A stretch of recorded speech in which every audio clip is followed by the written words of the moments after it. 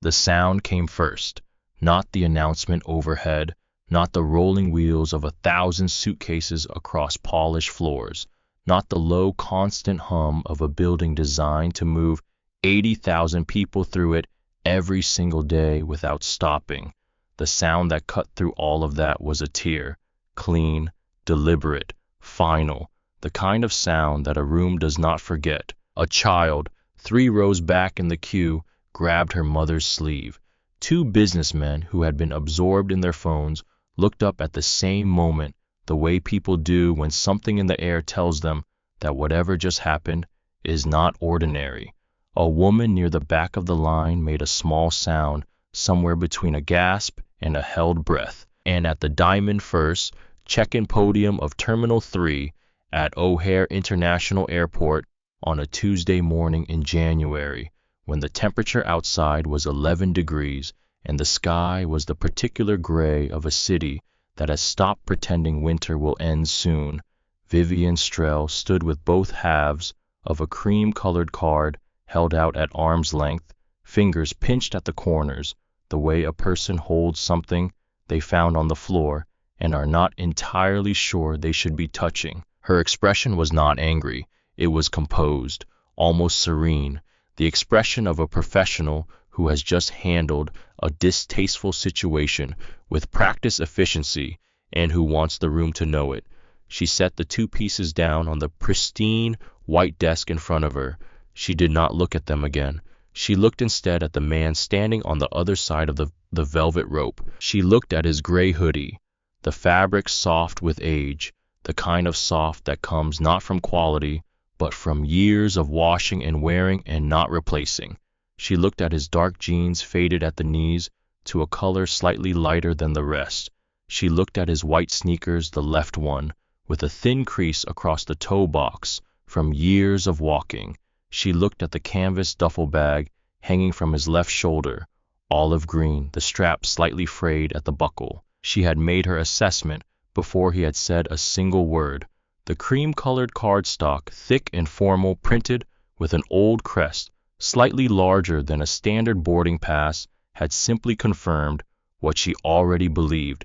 She raised her chin slightly and addressed the growing queue behind him, her voice carrying the particular quality of a person performing for an audience they have already decided they own. I apologize to all Diamond First passengers for the delay. Security will be with us shortly. We'll have this resolved in just a moment. Several people in the queue shifted. One man near the front exhaled with theatrical impatience. A woman nodded with the tight approval of someone who feels their time has been respected by the acknowledgement that it was being wasted. The man in the gray hoodie had not moved. He stood at the rope with his hands at his sides, his canvas bag resting against his hip, his face carrying an expression that Vivian Strell would spend a great deal of time thinking about in the weeks that followed. It was not anger. It was not embarrassment. It was not the frantic urgency of a man caught in a lie. It was patience, the particular devastating patience of a person who has seen this exact moment before and who knows precisely how it ends.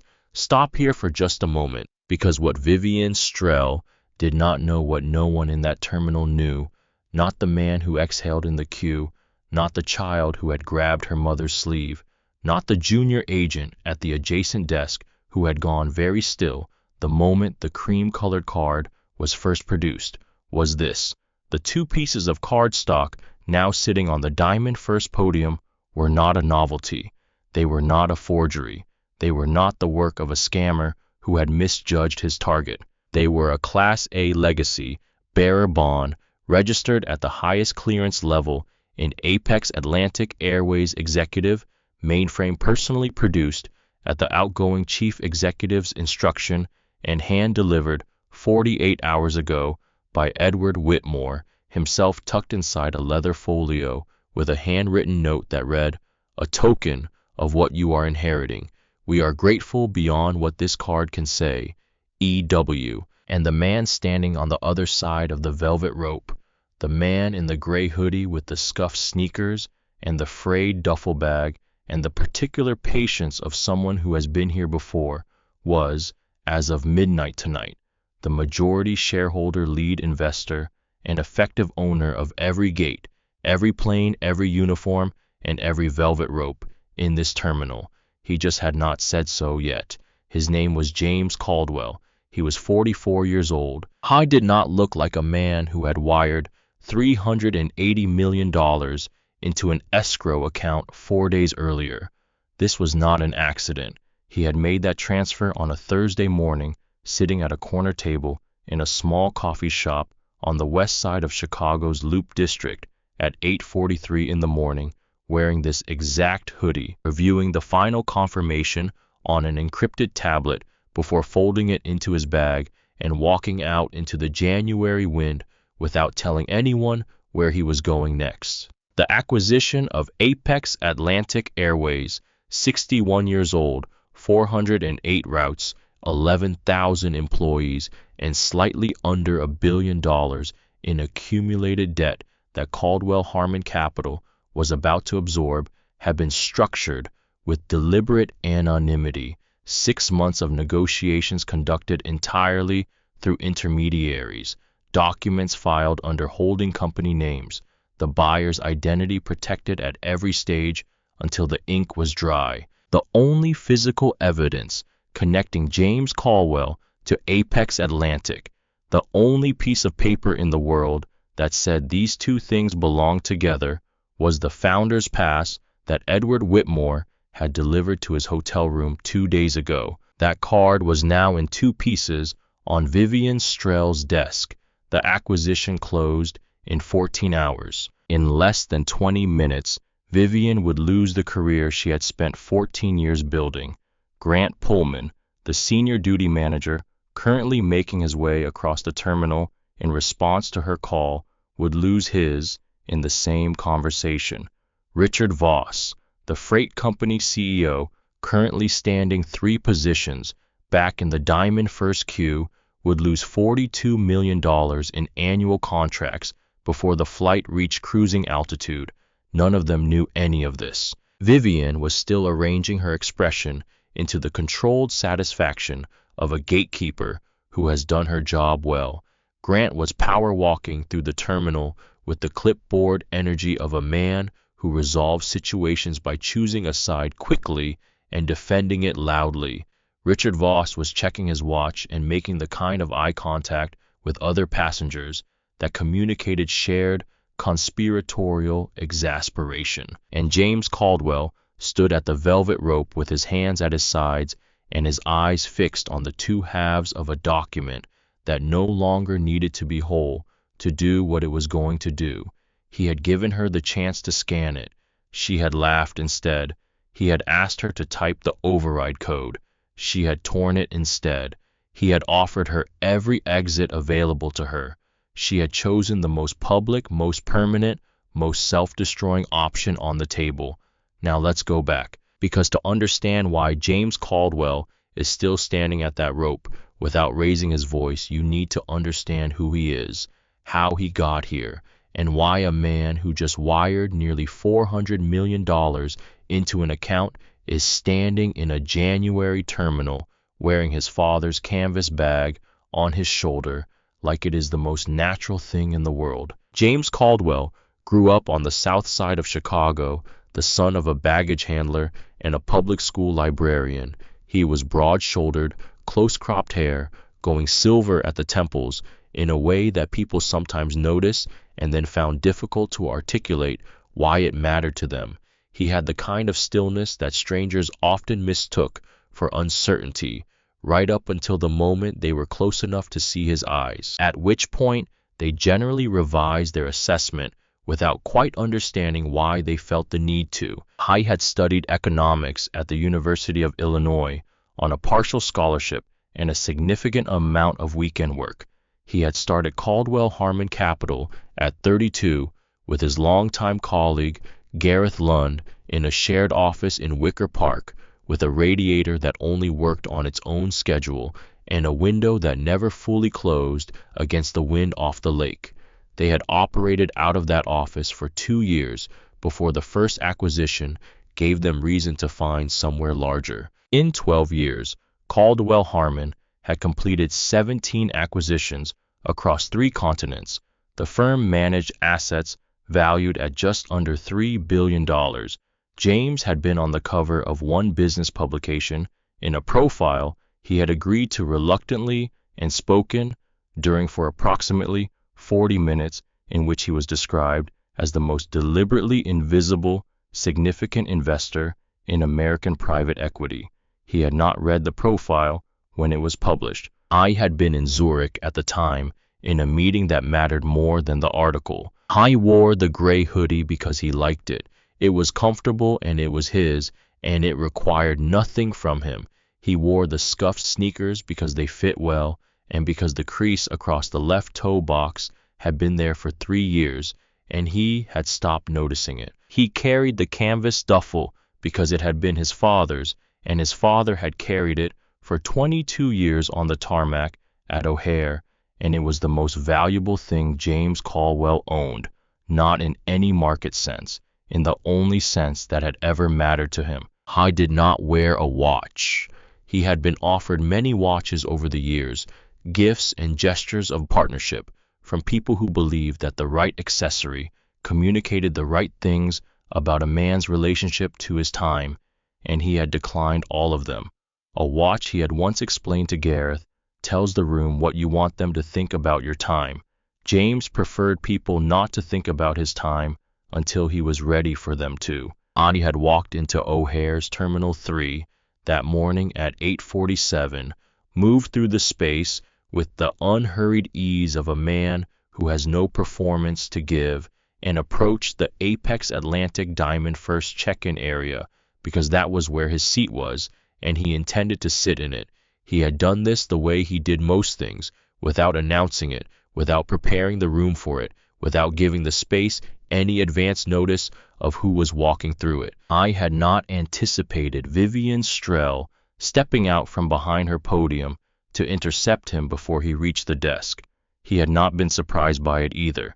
At the adjacent desk, Nora Beckham, 27, a junior gate agent with 3 years at Apex Atlantic, had glanced up from her screen as James approached the rope. Her eyes had moved to his face, then to the leather folio in his hand, then to the crest on the card he was beginning to extract from it. Something had registered in her expression, a flicker quickly suppressed, the micro-expression of a person who has just seen something unexpected and is deciding in the fraction of a second available to her whether to act on what she has seen. She had seen the reservation.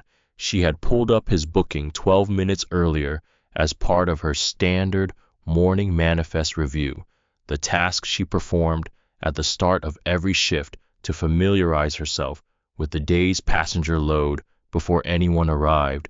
She had seen the flags on the booking.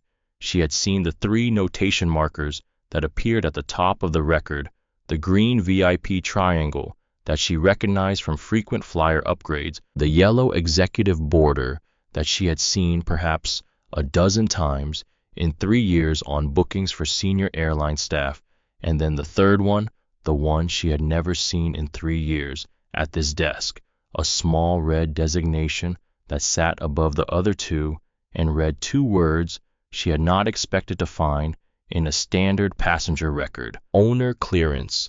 She had read it 3 times before she understood what it was telling her. Then she had read it a 4th time to make sure she was reading what she thought she was reading.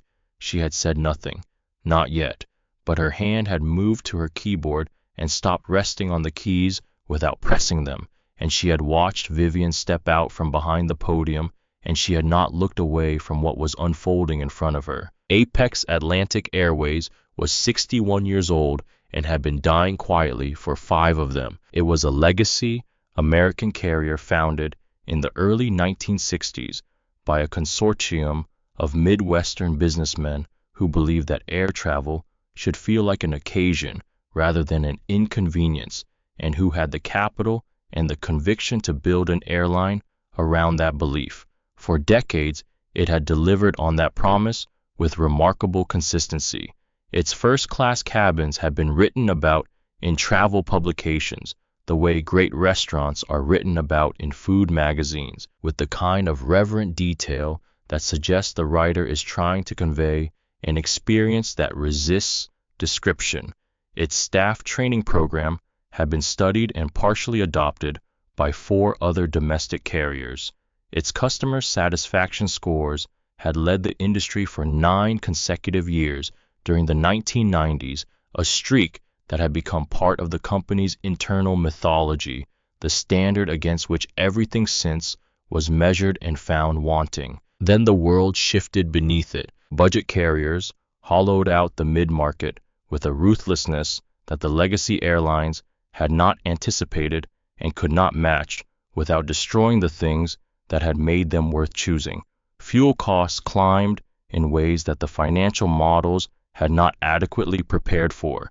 A leadership transition went badly when the board chose the wrong person and spent 2 years discovering it, and then another transition went worse when they overcorrected, and then 2 years of near zero revenue left Apex Atlantic in a condition that the board's internal communications describe with the deliberate understatement of people who are trying not to panic as deeply challenged. By the time Edward Whitmore, who had taken the helm 18 months ago in what the financial press had accurately described as a last resort appointment, reached out to Caldwell Harmon Capital through a discreet intermediary, Apex Atlantic was 7 months from a bankruptcy filing that would have dissolved the company entirely and sent 11,000 people looking for work in an industry that was not hiring. The deal James Caldwell structured was clean and comprehensive, a capital injection of $380 million, debt restructuring across 6 separate creditor relationships, fleet modernization over a 4-year horizon that would replace the oldest aircraft in the fleet without disrupting the route network, a leadership transition with Edwards staying on in an advisory capacity for 12 months to ensure continuity through the change. The terms were favorable to Apex Atlantic in ways that surprised the board, who had expected the buyer to extract maximum concessions from a company with no leverage. James had made them favorable deliberately and not out of sentimentality. He was not acquiring the airline to break it apart and sell the pieces to the highest bidder. He was acquiring it to fix it. That distinction, the difference between an acquirer who sees assets and an acquirer who sees a company, had been the reason, more than any financial term on any page of the agreement, that the board had chosen Caldwell Harmon over 3 other bidders with deeper pockets and less interest in what happened to the 11,000 people who worked there. The founder's pass was not supposed to look like a modern boarding pass. It was never intended to. It was a relic, a beautiful and deliberate relic from an era when Apex Atlantic issued physical documents on cardstock, thick enough to feel like it meant something, because the people who ran the company in those years understood that meaning was partly a physical experience, that the weight of a document in your hand communicated something about the seriousness of what the document represented. The cream-colored paper was the same weight as a formal wedding invitation. The crest embossed in the upper left corner, Apex Atlantic's original 1960s design, a stylized wing arcing over a compass rose in the way that suggested both movement and orientation, had been pressed into the card with a die that no longer existed in the company's current production facility. The dimensions were slightly larger than a standard boarding pass, enough to be noticeable to anyone who handled boarding passes for a living. The print was letterpress, not digital, the individual letters pressed slightly into the surface of the paper in a way that you could feel if you ran a finger across them. Along the lower third of the card ran a specialized barcode of a type that had not been used in standard boarding pass production for 15 years, but remained active in the legacy sections of Apex Atlantic's mainframe, and directly below it, in small but clearly legible, type a 12-digit alphanumeric override code. On the back, in the same letterpress font, Apex Atlantic Airways, Founders Access Document, Bearer, Class A Clearance, Unlimited First Class Access, all routes, no restriction. Registered Apex Atlantic Executive Mainframe, Level 1 Protocol. 3 passes had ever been issued. The first 2 had gone to founding board members, who had both died in the 1990s.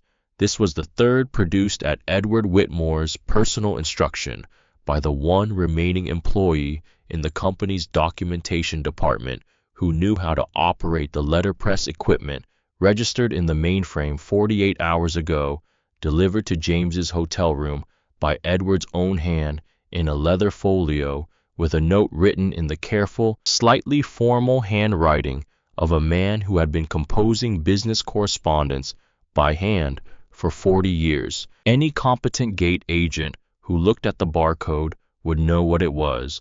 The format was archaic but not unknown, and anyone with 3 or more years at the Diamond First desk would have encountered references to the legacy clearance system in their training materials, even if they had never seen it activated.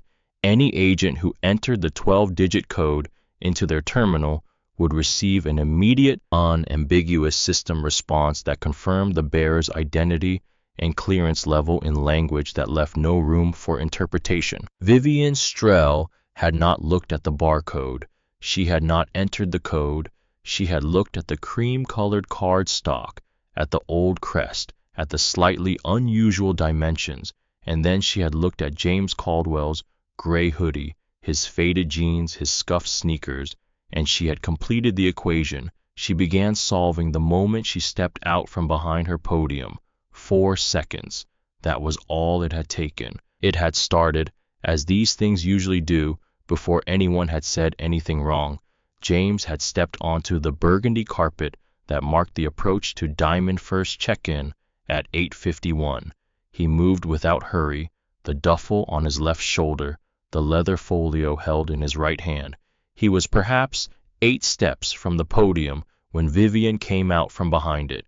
She didn't wait for him to reach the desk. That was the tell. The step out from behind the podium, the slight positioning of her body between him and the check-in area, creating an intercept point rather than a welcome point. It was practice, this movement. It had the quality of something done many times before, and it looked to anyone observing it for the first time like helpfulness, like an eager professional moving to assist an approaching passenger before he had to wait in line.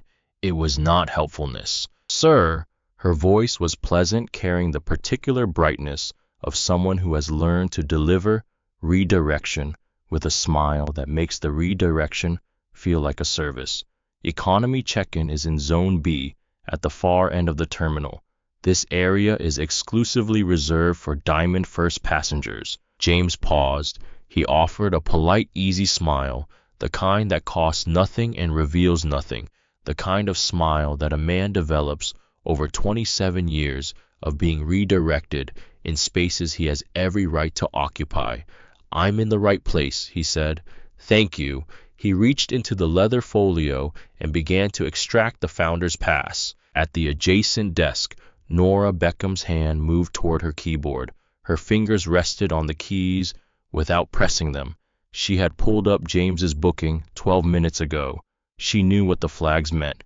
She had been sitting with that knowledge for 12 minutes, watching Vivian across the desk with the specific unease of someone who suspects they are watching a mistake being made in real time and cannot yet decide whether it is their job to stop it or whether doing so would itself be a kind of mistake, with consequences she was not ready to absorb. Vivian intercepted the founder's pass from James's hand before he could lay it on the desk.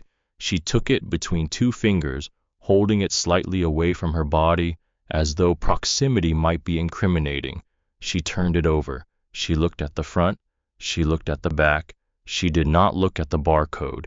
She did not look at the alphanumeric code printed clearly on the reverse. She looked at the cream-colored cardstock, the old crest, the unusual dimensions, and then she looked at James's gray hoodie, his faded jeans, his scuffed sneakers, and she completed the equation she had started solving 4 steps before he reached the desk. She held the card at arm's length and turned toward the adjacent desk.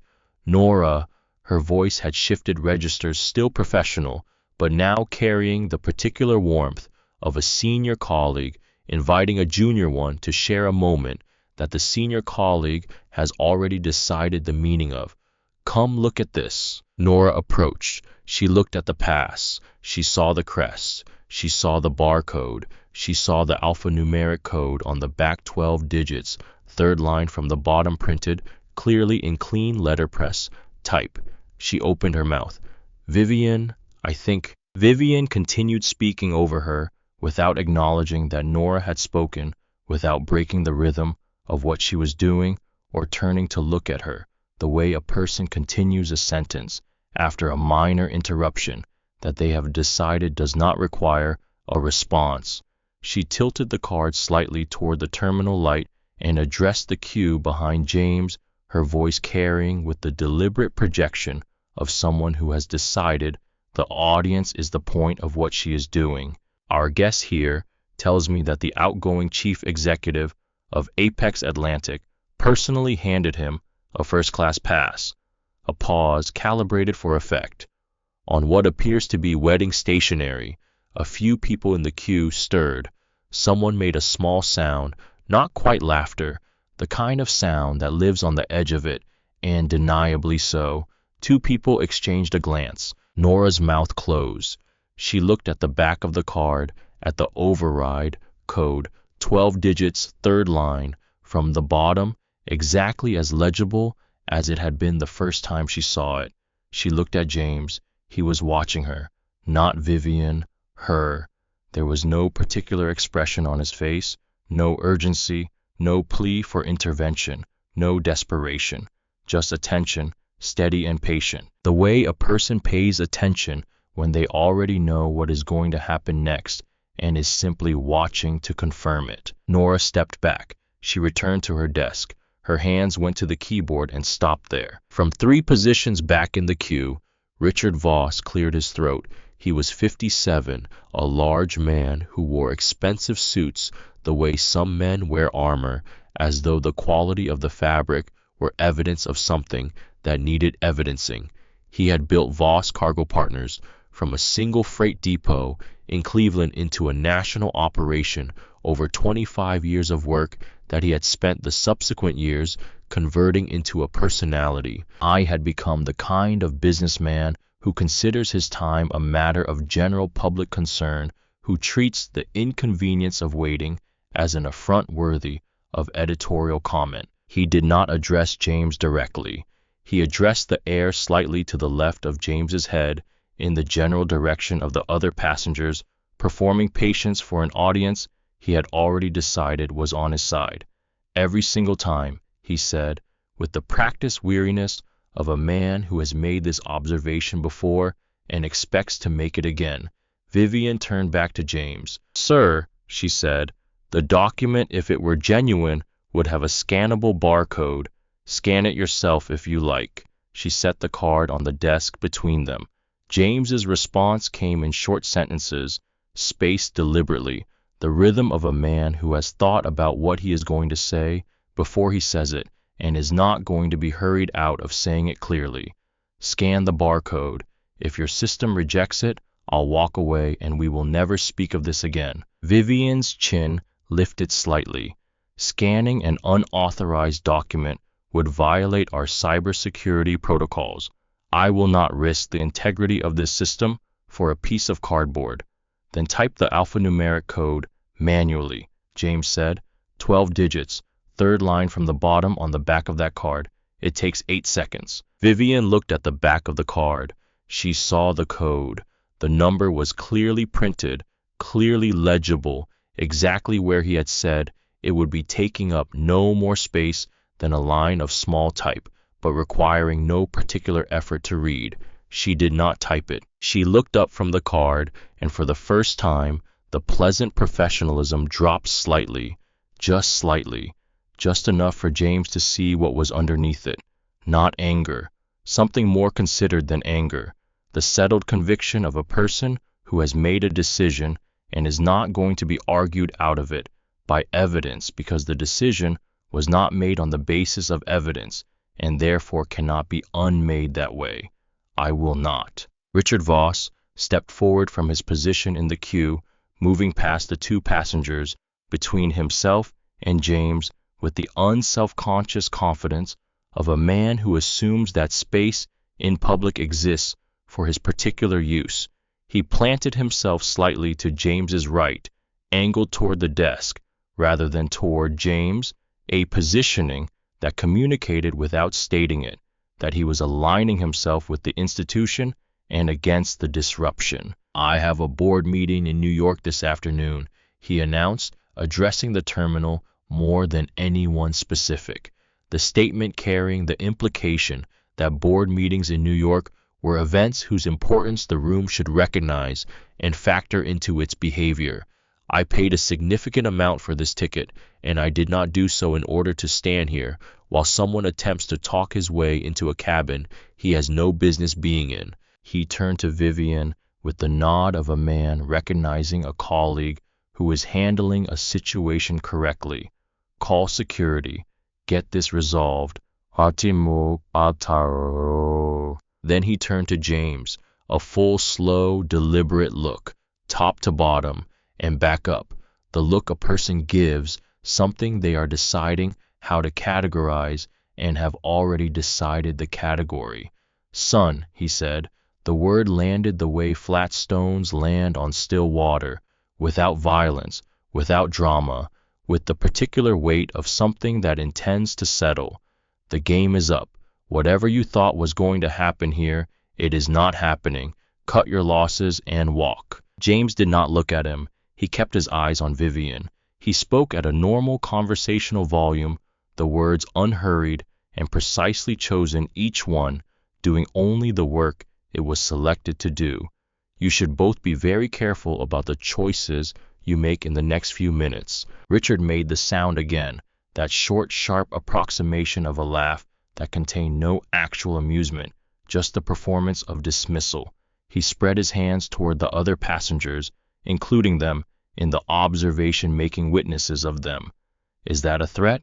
A man in a hoodie threatening gate staff at Diamond First. He shook his head slowly with the measured disappointment of a man who expects the world to be a certain way and is rarely surprised when it confirms his expectations. "Remarkable." Two passengers near the front of the queue smiled. One of them shifted slightly, not quite comfortable, but not uncomfortable enough to say so. Across the terminal, in the waiting area adjacent to the Diamond First section, 15 meters from the velvet rope, Cassidy Marsh had been sitting with a coffee for 20 minutes, killing time before her own departure when the exchange at the podium caught her attention. She was 31, a travel content creator with 180,000 followers across 3 platforms, and she had watched the entire sequence from the beginning, from the moment Vivian stepped out from behind her podium, from the way she had held the card like something that might contaminate her, from the inventory of James's clothing that Vivian had conducted before he had said a word. Cassidy reached into her bag and found her phone. She opened the camera without announcing that she was doing so. The red recording light blinked on. She did not caption what she was seeing. She did not tell her audience what to think about it. She simply pointed the lens at the podium and held it steady and let the scene exist in the way that scenes exist when someone cares enough to preserve them. At the adjacent desk, Nora had not moved from the position she had returned to. Her hands were flat on the keyboard. The booking was still open on her screen. The 3 notation flags were still there. The words "owner clearance" were still glowing in the red designation field above the other 2 markers. She read them again, for the 5th time, and then again. She thought about what the word owner meant in the specific context of an airline reservation system. Not VIP, which was a courtesy designation. Not frequent flyer, which was a loyalty program status. Not senior executive with preferred booking access, which was an employment benefit. Owner, the word that appears at the top of an organizational chart, the word that goes on the building, the word that in the notation field of a passenger reservation could mean only one thing. She had been sitting with that understanding for 17 minutes now. She had watched Vivian intercept James at the rope. She had watched every step of the exchange, each one moving further from the point where the situation could still be corrected quietly and without consequence, the way a ship moves further from the dock until you can no longer jump across the water. She had watched the moment when she could have spoken up, pass like a doorway she had been standing in front of and had not walked through. She picked up her desk phone. She put it down without dialing. She opened her mouth. Vivian's eyes cut to her across the desk. The look was not violent. It was not even explicitly threatening in a way that could be named. It was simply the look of a senior colleague communicating with complete clarity and zero ambiguity. The look that does not require words because it has been used enough times that everyone who receives it understands exactly what it is saying. I see what you are about to do. Do not do it. Nora closed her mouth. Her hands rested flat on the desk. The cursor on her screen blinked next to the words owner clearance. James asked one final time. He asked it quietly, without heat, with the precision of a man who understands that what he is doing in this moment is no longer simply trying to board a plane. The plane had receded to a secondary concern some minutes ago. What he was doing now was creating a record, establishing clearly and in front of witnesses that he had offered every reasonable path to resolution and that every one of those paths had been refused. The alphanumeric code, back of the card, 12 digits. Type it manually into your terminal. If the system returns anything other than a valid clearance, I will leave immediately. You will never hear from me again. Vivian looked at the back of the card. She looked at it with the attention of a person who is conducting an examination they have already decided the outcome of. The code was there, 12 digits, clear, clean, legible. Third line from the bottom, exactly as described. She could type it. She was aware that she could type it. 8 seconds. The system would either reject it or it would not. If it rejected it, she would be vindicated. If it did not reject it, she would have information that required her to reconsider everything she had concluded in the past 17 minutes in front of an audience that had watched her conclude it. The second possibility was the problem. In 14 years at this desk, Vivian Strell had not been wrong in a way that was visible. She had been efficient, authoritative, decisive. She had maintained the standard of diamond first with a consistency that her supervisors had noted repeatedly in her performance reviews, with the language of performance reviews that do not contain negative space, the language of someone who has never given anyone a reason to write a different kind of note.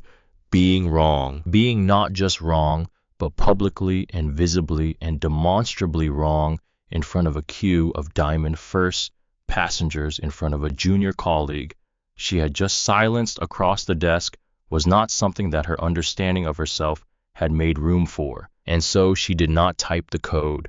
She looked at James Caldwell, at his hoodie, his sneakers, his duffel bag, his complete and infuriating refusal to become either aggressive or defeated, and she felt something harden in her that had already been hard, the particular hardening that happens when a person has committed to a position and receives information that contradicts it and chooses the position over the information. She picked up the founder's pass. She placed her thumbs on either side of the card, one on each edge, with the deliberate positioning of someone who has decided what they are about to do and is making sure they do it cleanly. The sound of the tier moved through Terminal 3 like a crack in ice, clean, loud enough to carry, deliberate in a way that could not be mistaken for accident. The cream-colored cardstock split along a perfect vertical line.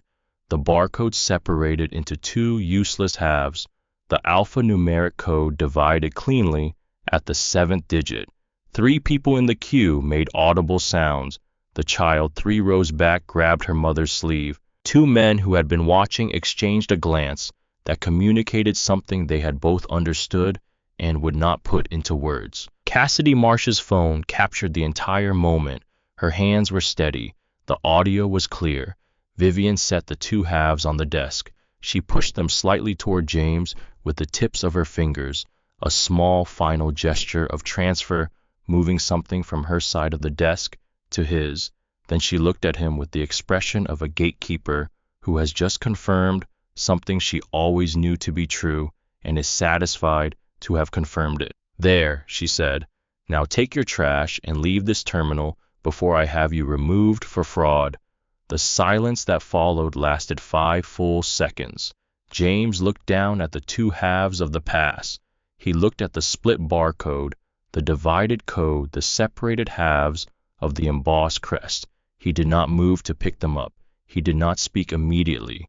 He gave the silence the space it needed. When he did speak, his voice had dropped a register, not louder, quieter, but the quality of the quiet had changed in a way that was immediately perceptible to everyone standing within earshot. It was not the quiet of restraint of a man holding something back. It was the quiet of a man who has just received the last piece of information he was waiting for and has made a decision about what to do with it. "You didn't tear that because you thought it was fake," he said. He looked up and met her eyes directly, steady, unhurried. "You tore it because destroying it felt like power, and you wanted an audience for it." He turned his head slowly and looked at the people in the queue, at the phones that had been raised, more of them now than before, more than he had noticed when he first approached the desk. "You have one. There is a particular kind of patience that does not come from temperament. It is not the patience of a calm man. It is not the patience of a man who does not feel the heat of a room closing in around him, who does not notice the eyes on his back, who does not register the precise weight of being told in front of witnesses that he does not belong somewhere he has every right to be. It is not the patience of a man for whom these moments are costless. It is the patience of a man who learned a long time ago in a different part of this same airport from a man in a brown polyester suit who was smarter than anyone in that room gave him credit for that. Losing your composure in a moment like this one does not make the moment smaller. It makes the other person larger. James Caldwell had been 17 years old the first time he understood that, and he had spent 27 years since then understanding it more completely, in more rooms, at more desks, in more conversations that began with someone looking at his clothing before they looked at his face. It was December, 27 years ago. The arrivals hall of Terminal 3 at O'Hare was decorated with the kind of aggressively cheerful holiday lighting that manages to be festive and slightly melancholy at the same time, the combination that happens when cheerfulness is institutional rather than felt. James had been standing in that hall for 40 minutes with his school backpack on the floor beside him and a vending machine coffee going cold in his hand, watching the arrivals board cycle through its updates, waiting for a man he had not seen in 3 weeks. His father, Walter Caldwell, was flying back from visiting family in Georgia. He had used one of his annual staff travel passes, the benefit that came with 22 years of working the ground crew at O'Hare, moving cargo, and managing the tarmac team, and keeping the aircraft serviced and turned around on schedule in conditions that the people who made decisions about conditions rarely experienced themselves. The staff travel pass was one of the small dignities the job provided. Not many, but that one was real, and Walter used it carefully, the way a person uses something they have earned and intend to keep earning. James had seen his father come through those arrivals doors before. He had always walked out of them in a particular way, not hurrying, not performing, just moving through the space with the quiet self-possession of a man who understood his own value and had no interest in demonstrating it to strangers. A man who carried himself the way certain buildings carry themselves, without ornament, without apology, with the simple authority of something that was built to last and knows it. But this time, Walter Caldwell was not coming through the arrivals doors. I was standing at a desk near the gate exit with his staff travel pass in one hand and his identification in the other, and a gate agent, a man in his 40s with a red face and the careful, measured enunciation of someone who is choosing words that carry implications without technically stating them, was explaining that staff travel passes required additional verification, that the documentation needed to be cross-checked against employment records, that this was standard procedure applied consistently to all staff travel, and was there perhaps someone who could confirm the passenger's employment status with Apex Atlantic Airways? James had crossed the hall and stood beside his father without being asked. Walter had glanced at him. The look said everything it needed to say without a single word. The complete compressed communication of a father to a son in a moment that the father has navigated before and the son has not. Stay quiet. Let me handle this.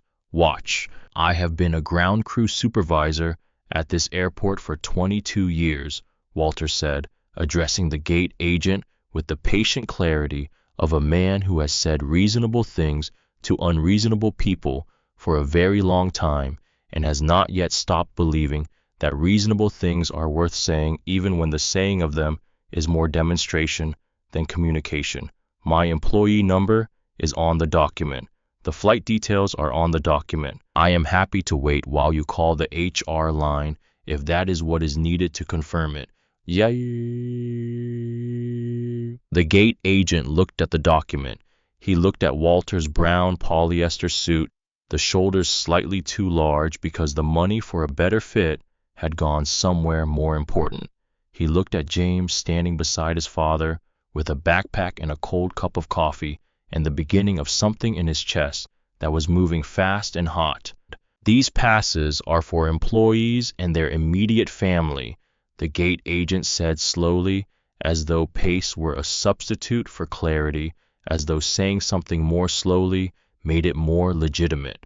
Are you certain you are authorized to use this pass for this particular trip? James felt the thing in his chest move faster, the particular fury of watching someone speak to your father as though his 22 years on the tarmac, his employee number, his identification, his entire documented and provable existence in relation to this airline were not sufficient evidence of his own right to stand where he was standing and be treated like someone whose word meant something. He started to speak. Walter Caldwell placed one hand on his son's arm, not forcefully, just a gentle, steady pressure, warm through the sleeve of James's jacket, that communicated everything it needed to without a single word. I've got this. Watch. This is something I am going to show you. Walter turned back to the gate agent, and he did something that James would spend the next 30 years returning to in his mind, turning it over, examining it from different angles, trying to understand the full architecture of what it required. He smiled, not the smile of a man suppressing something, not the smile of performance or accommodation or the careful management of a situation that required managing, the smile of a man who had decided at some point long before this December evening that the only thing the moment could take from him was the thing he chose to give it, and who was choosing very deliberately not to give it anything he could not afford to lose. My son is 17 years old, Walter said, and he has been asking me since he was about 8 years old why the world works the way it does. I have been telling him that the best answer I know is to keep asking. So let's both be patient. Let's figure this out, and when we do, I will have something useful to tell him. They waited 40 minutes in that arrivals hall. 2 supervisors were called. 1 phone call was made to the HR line. 1 apology was eventually offered that did not quite reach the level of genuine acknowledgement, but was better than nothing, which is what it had briefly seemed like they might receive. Walter Caldwell got through. He did not raise his voice once during the entire 40 minutes. Not once, not even close. On the drive home, with the city spreading out on both sides of the expressway and the skyline visible in the rearview mirror, and the heater in the car doing its imperfect best against the December cold, James had asked the question that had been sitting in his chest since the moment he watched his father place a hand on his arm and tell him with that single gesture to put his fury somewhere it could wait. "How did you do that?" he said. How did you hold yourself that way in a moment like that? Walter watched the road for a while. He did this when he was deciding how to say something that mattered, gave the thing the respect of not answering it before he was ready to answer it properly. The moment you lose your composure, he said finally, you give them the story they wanted. He kept his eyes on the road, on the lanes of the expressway and the tail lights ahead of them, and the ordinary ongoing fact of the city moving around them. They wanted a scene, a reason, something they could point to afterward and say, see, that's why. Don't give them a scene, give them the truth and let them figure out what to do with it. James Caldwell had sat with those words for 27 years. He was sitting with them now, standing at a velvet rope in the terminal where his father had once loaded cargo, in the dark and the cold and the noise that never stopped, with two halves of a torn document on the desk in front of him, and a room full of people watching to see what he would do with the next minute. There is something else you need to know before this story moves forward. On the Thursday morning, when James Caldwell wire transferred $380 million into the escrow account that would finalize his ownership of Apex Atlantic Airways, he did not open the transfer confirmation first. He opened his email. He sat at the corner table in the Loop District coffee shop for 5 full minutes, looking at the screen without reading anything on it, his hand resting on the desk beside the encrypted tablet, and on top of his hand, placed there without his consciously doing it, his father's canvas duffel bag. He sat with the weight of it for 5 minutes. Walter Caldwell had retired from Apex Atlantic 3 years after that December night in the arrivals hall with a degenerative back injury that had developed over 2 decades of lifting cargo in conditions that the company would not have considered acceptable for the people it thought of as irreplaceable. The injury had been documented. The relationship between the injury and the conditions of his work had been documented. The compensation had been adequate in the narrow sense of meeting the minimum requirements of adequate. His pension covered rent and utilities with not much remaining at the end of each month. The airline had given him a letter of recognition at his retirement ceremony and a clock that stopped working within a year of his receiving it. Ha died when James was 29 years old from causes unrelated to the back injury, but not entirely separable from the accumulated physical cost of 22 years of the work. He died 2 years before Caldwell Harmon Capital completed its first acquisition. He never knew what his son would build. He never knew that the building of it had anything to do with him. But on the morning James completed the transfer that purchased the airline his father had given his back to before he pressed the button that finalized it, the one thing he reached for was the duffel bag Walter had carried across that tarmac for 22 years. He held it for 5 minutes. Then he pressed confirm. I was thinking about that morning now, standing in the fluorescent light and the ambient noise of Terminal 3, with the cold of the January day still present in the walls and the glass. He was thinking about a coffee shop table and a canvas bag and the thing he owed his father that no document could quantify. He came back to the terminal. The 2 halves of the pass were still on the desk where Vivian had pushed them.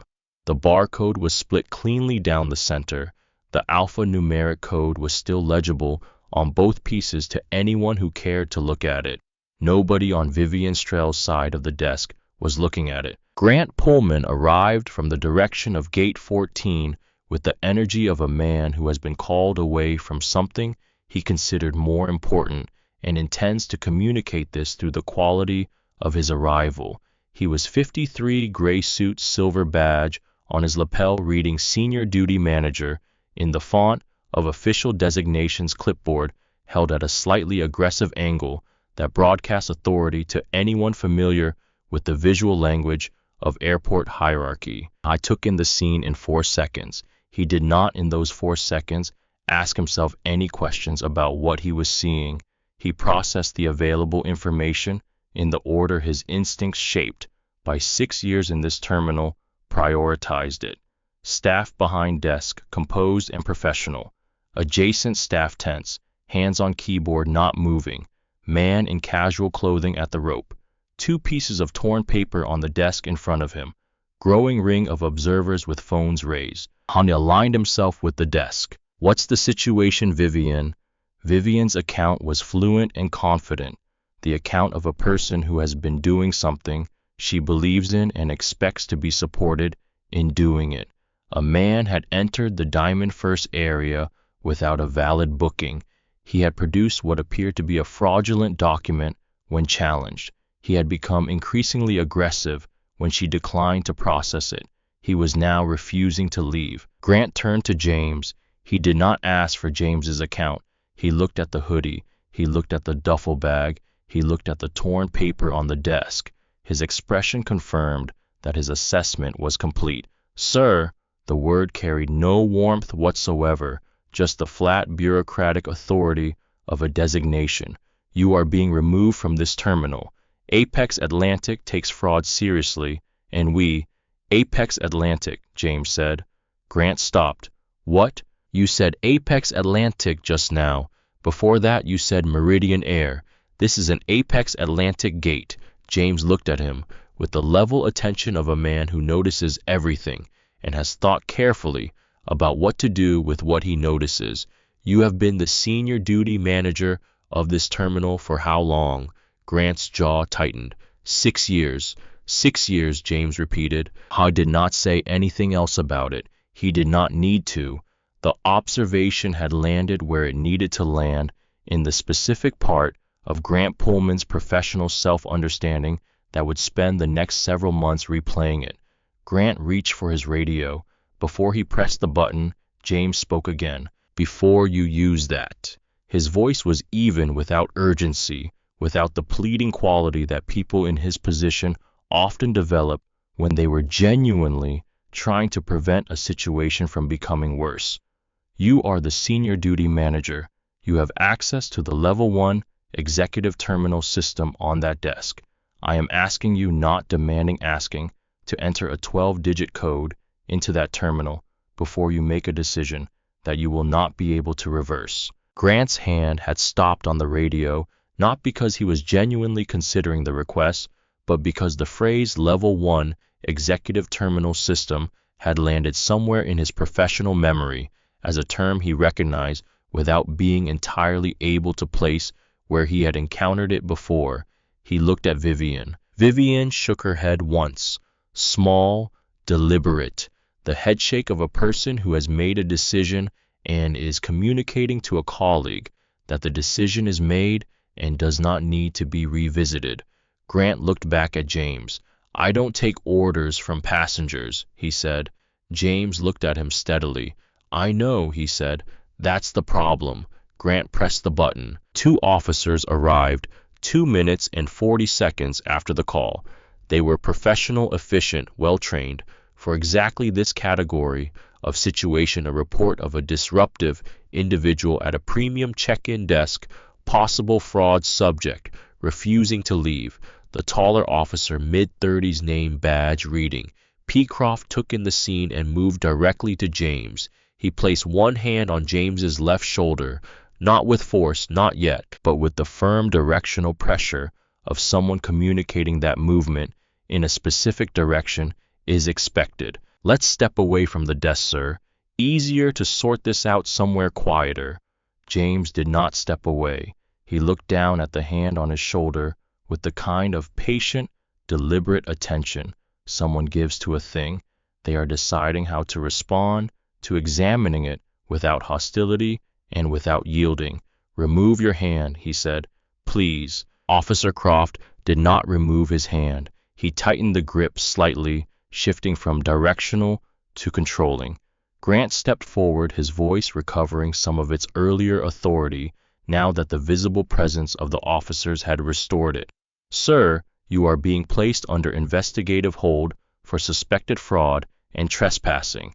If you do not comply with the officer's instructions, you will be restrained and taken to the holding facility. From behind the desk, Vivian's composure had fully reassembled itself into the form it had been in at the beginning of the encounter.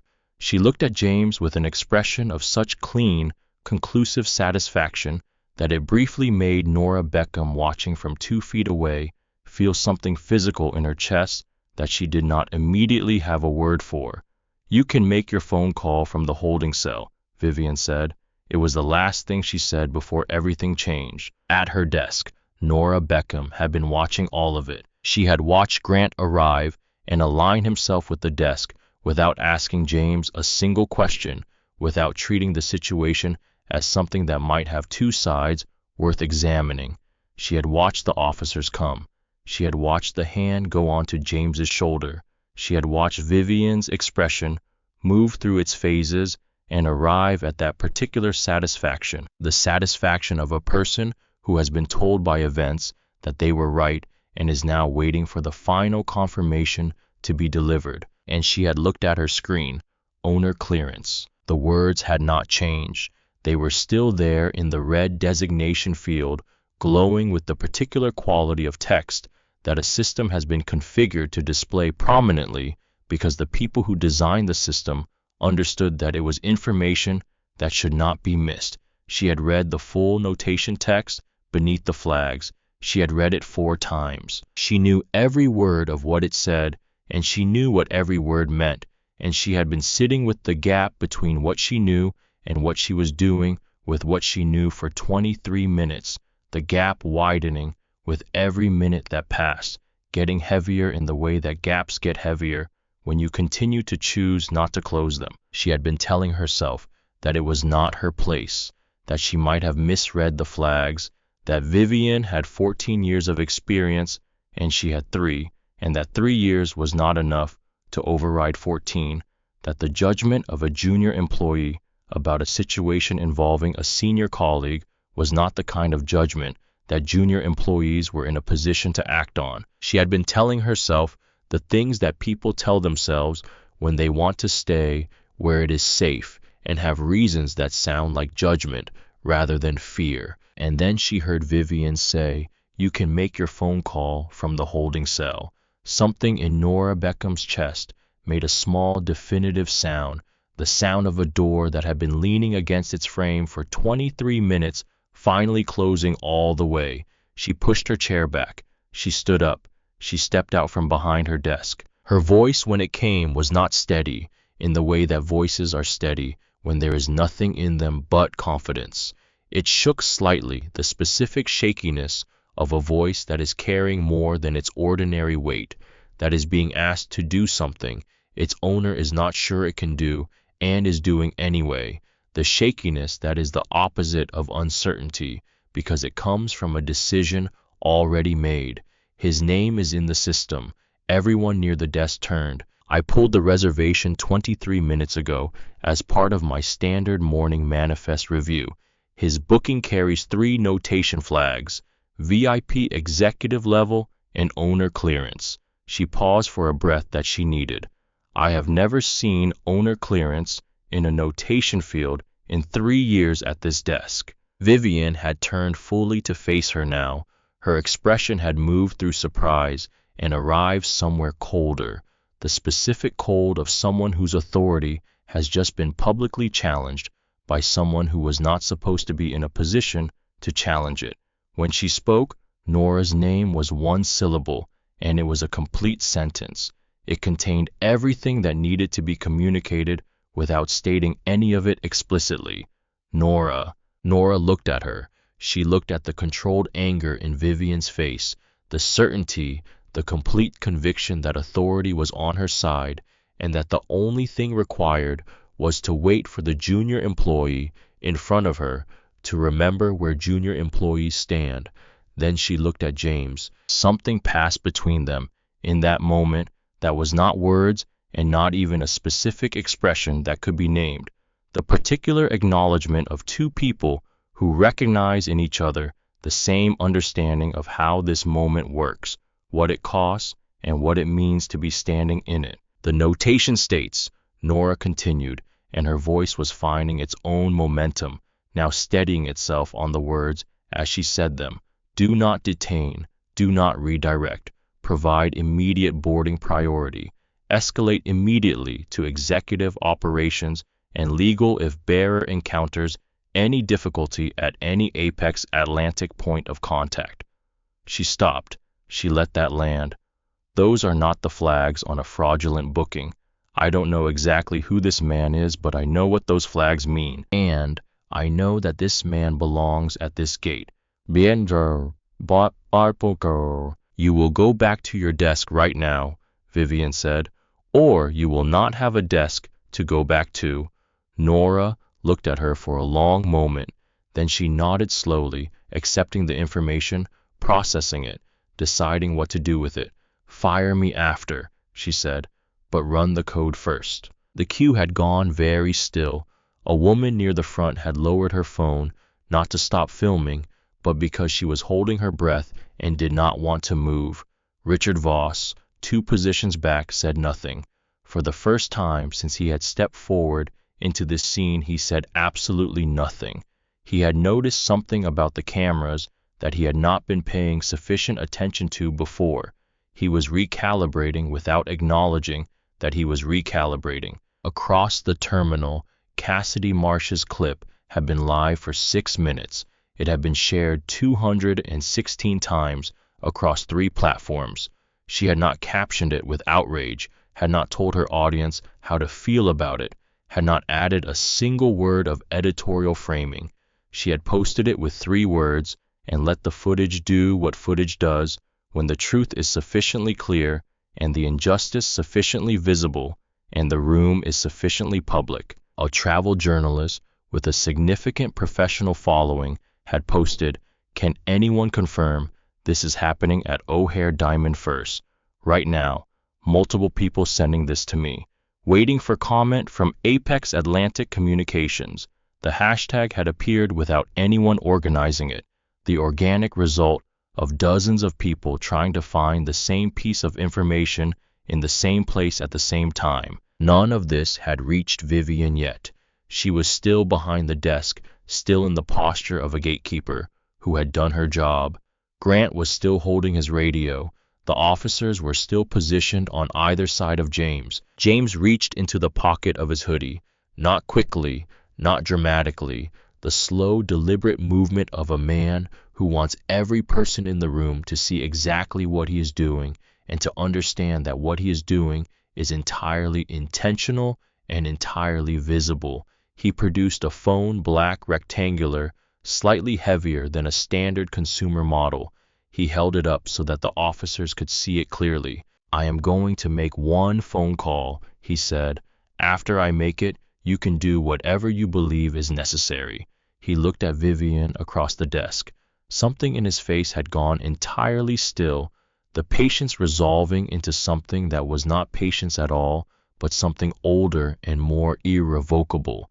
The expression of a person who has been given all the information they needed and has decided what it means.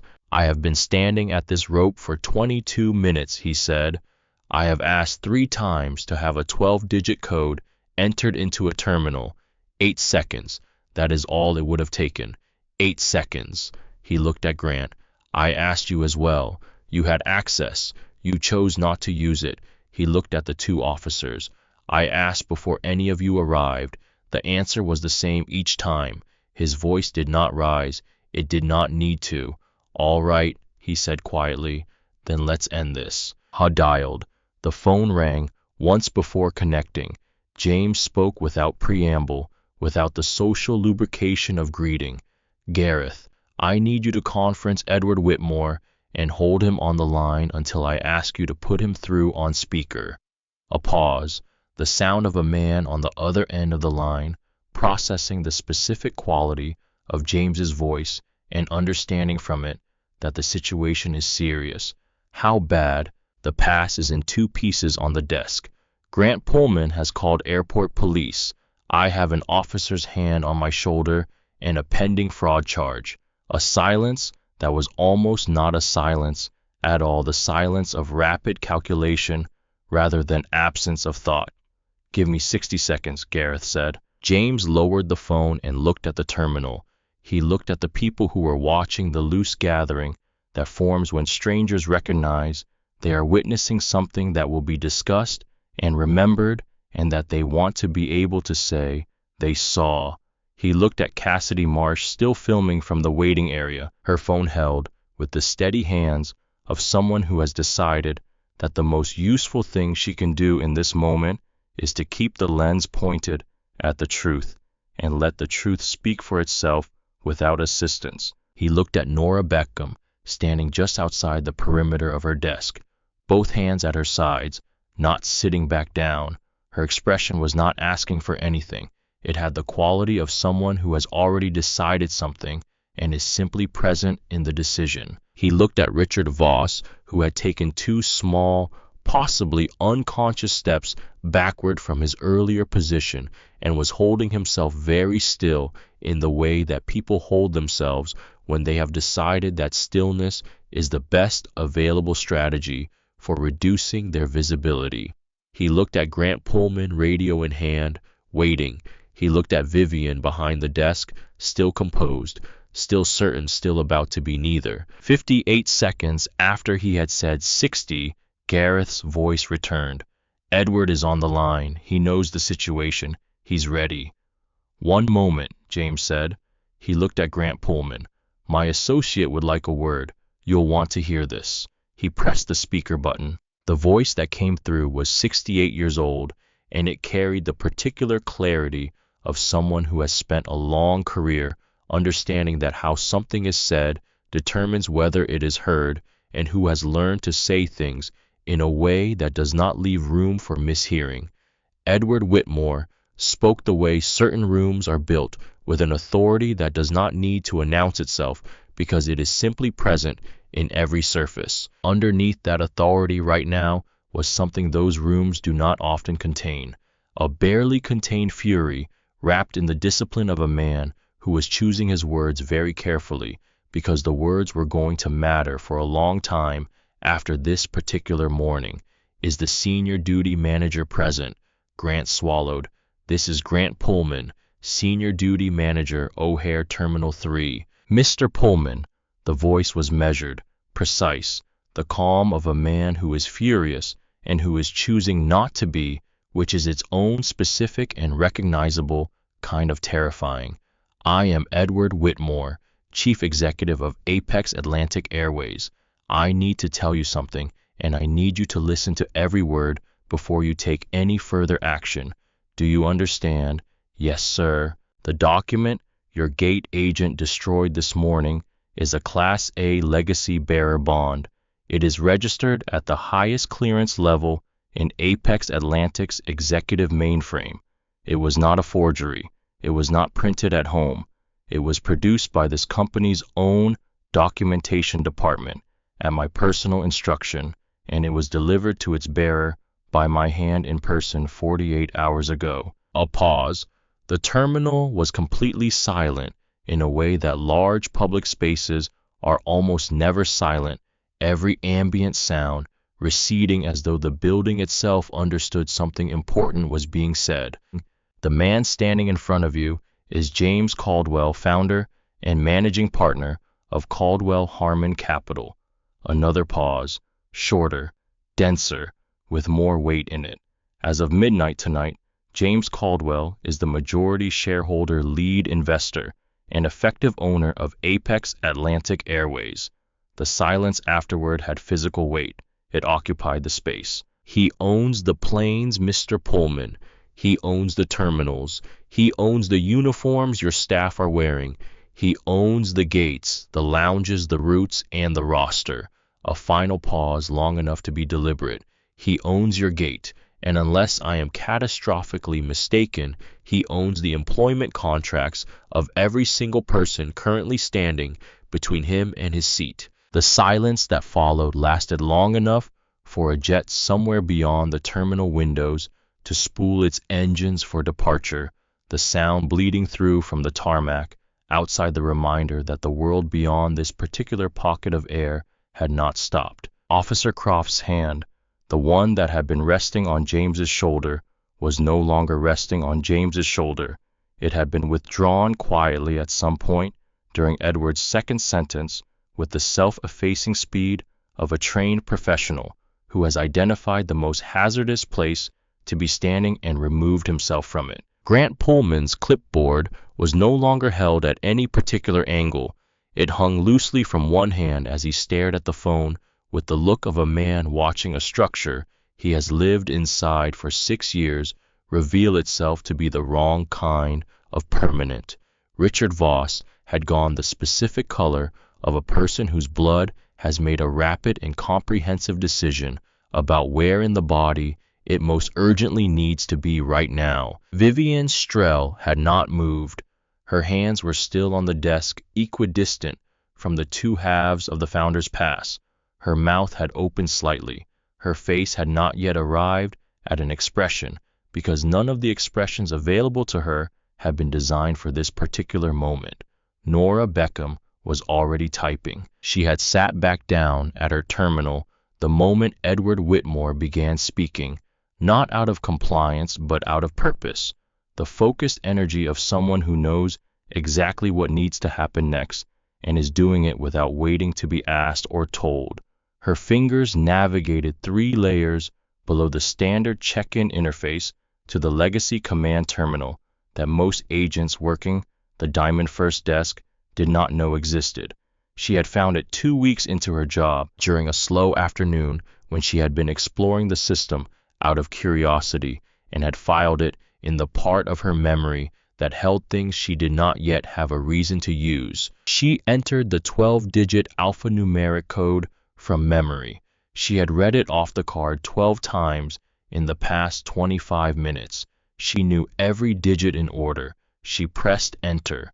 The screen populated. She read it aloud, her voice carrying across the desk and into the surrounding space with the deliberate clarity of someone who understands that every word is going to be heard by everyone present and has decided that this is exactly as it should be. James Caldwell, Caldwell Harmon Capital, Founders Pass Bearer, Executive Class A Clearance, Seat Assignment, Row 1 Full Suite Forward Cabin. She paused. Notation Owner Designate, Acquisition Pending Confirmation, Midnight Central Time. She paused again, read the next line. Do not detain, do not redirect, provide immediate boarding priority. Another line. If bearer encounters difficulty at any apex, Atlantic point of contact, escalate immediately to executive operations and legal. Immediate escalation required. Senior duty manager to be notified at point of first difficulty. She looked up from the screen. She looked at Grant Pullman with a directness that did not require anything additional to communicate what it was communicating. You were supposed to be notified when the difficulty began, she said, not to create more of it. She looked at Vivian. Vivian did not respond.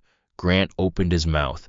He attempted in a voice that had been stripped of its earlier authority, the way paint is stripped from a surface, to suggest that sophisticated actors had been known to access legacy systems, that notation fields had documented vulnerabilities, that override flags proved only their own presence and not the validity of the underlying credentials.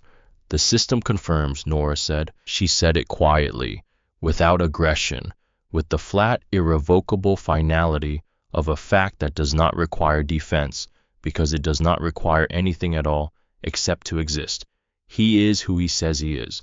The document was real, and it is now in 2 pieces on that desk. The queue behind James was no longer a queue in any functional sense. It had become an audience arranged in a loose arc, every person in it holding a phone at angles that were no longer discrete, most of them no longer pretending they were not filming. The woman with the Diamond First lanyard around her neck had turned to face the desk directly. When she spoke, her voice was loud enough to carry beyond the people immediately around her. I filed a complaint about this desk 8 months ago. I watched a passenger turned away in front of me. I filed that one too. She stopped. Nothing happened.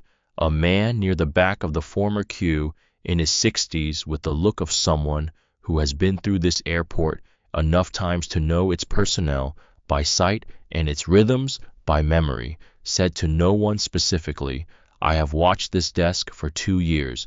This is not the first time. It is just the first time anyone was filming. Cassidy Marsh's clip had now been viewed 4,200 times and shared over 900 times across 3 platforms. Tyler Marsh, her partner, had opened his own live stream from beside her, and his viewer count had climbed past 2,000. She had not added a word of commentary to anything. She had simply let it exist, which had turned out to be more than sufficient. Richard Voss had noticed the cameras. He had noticed the viewer count visible on Tyler's screen from a distance. His volume and posture had contracted in the way that presence contracts in a room where the acoustics have unexpectedly changed. He was very still now, very quiet, recalibrating without acknowledging that he was recalibrating, which is the particular difficulty of recalibration when you have already performed your position loudly in front of witnesses. James looked at him. Richard felt the look without turning to meet it. He already knew what was coming. He had known it from the moment Edward Whitmore said the word owner, the way you know certain things not because someone has told you, but because the architecture of the moment makes them structurally inevitable, and you recognize the architecture. James reached into his canvas duffel bag. He removed a slim tablet. He unlocked it. He turned it to face Richard Voss. On the screen was a document fully populated, fully prepared, every field complete. The name at the top of the termination section read, Voss Cargo Partners. The date was today. The reason field read Morality Clause Activation, Gross Conduct Violation, Discriminatory Behavior toward Company Principal. It had been prepared by Gareth as part of the acquisition protocol, a termination package ready for any major vendor whose principals engaged in conduct that triggered the morality clause embedded in every Apex Atlantic commercial contract. James had not known Richard Voss would be in this queue this morning, but he had known that the document existed, and he had known where to find it. And when Richard had said, "Son," and laughed and called him remarkable, he had known that the document would be needed. Richard stared at the screen. The color that had left his face had not returned. "The contract does not renew," James said. "Your access to Apex Atlantic facilities is revoked as of midnight tonight. Gareth is sending formal notice to your legal team before this flight departs." Richard's mouth tightened. When he spoke, his voice had the quality of a facade after a structural failure, still present in its component pieces, no longer holding together in the way it was designed to. "That contract is 20% of my company's annual revenue." James looked at him without heat and without mercy and without the satisfaction that the situation might have seemed to call for, because satisfaction was not what the situation called for. It called for precision. "Your choices made it a professional matter," he said. "I didn't." He put the tablet away. "Sit down, Richard. There is nothing left to negotiate." Richard Voss sat down. "There is a difference between a man who wins and a man who finishes. Winning has a sound to it, a temperature. It fills a room in a particular way, loud and warm and unmistakable, the specific electricity of someone who has just proven something they needed to prove and wants the room to know it was proven. It is what people brace for when they have been watching a confrontation build toward its conclusion, because it is what they expect conclusions to look like. What James Caldwell did next was not that. He stood at the velvet rope for a moment after Richard Voss sat down. He did not look at the crowd. He did not acknowledge the phones or the viewer counts or the hashtag that was climbing through its thousands of mentions in real time on screens across the terminal.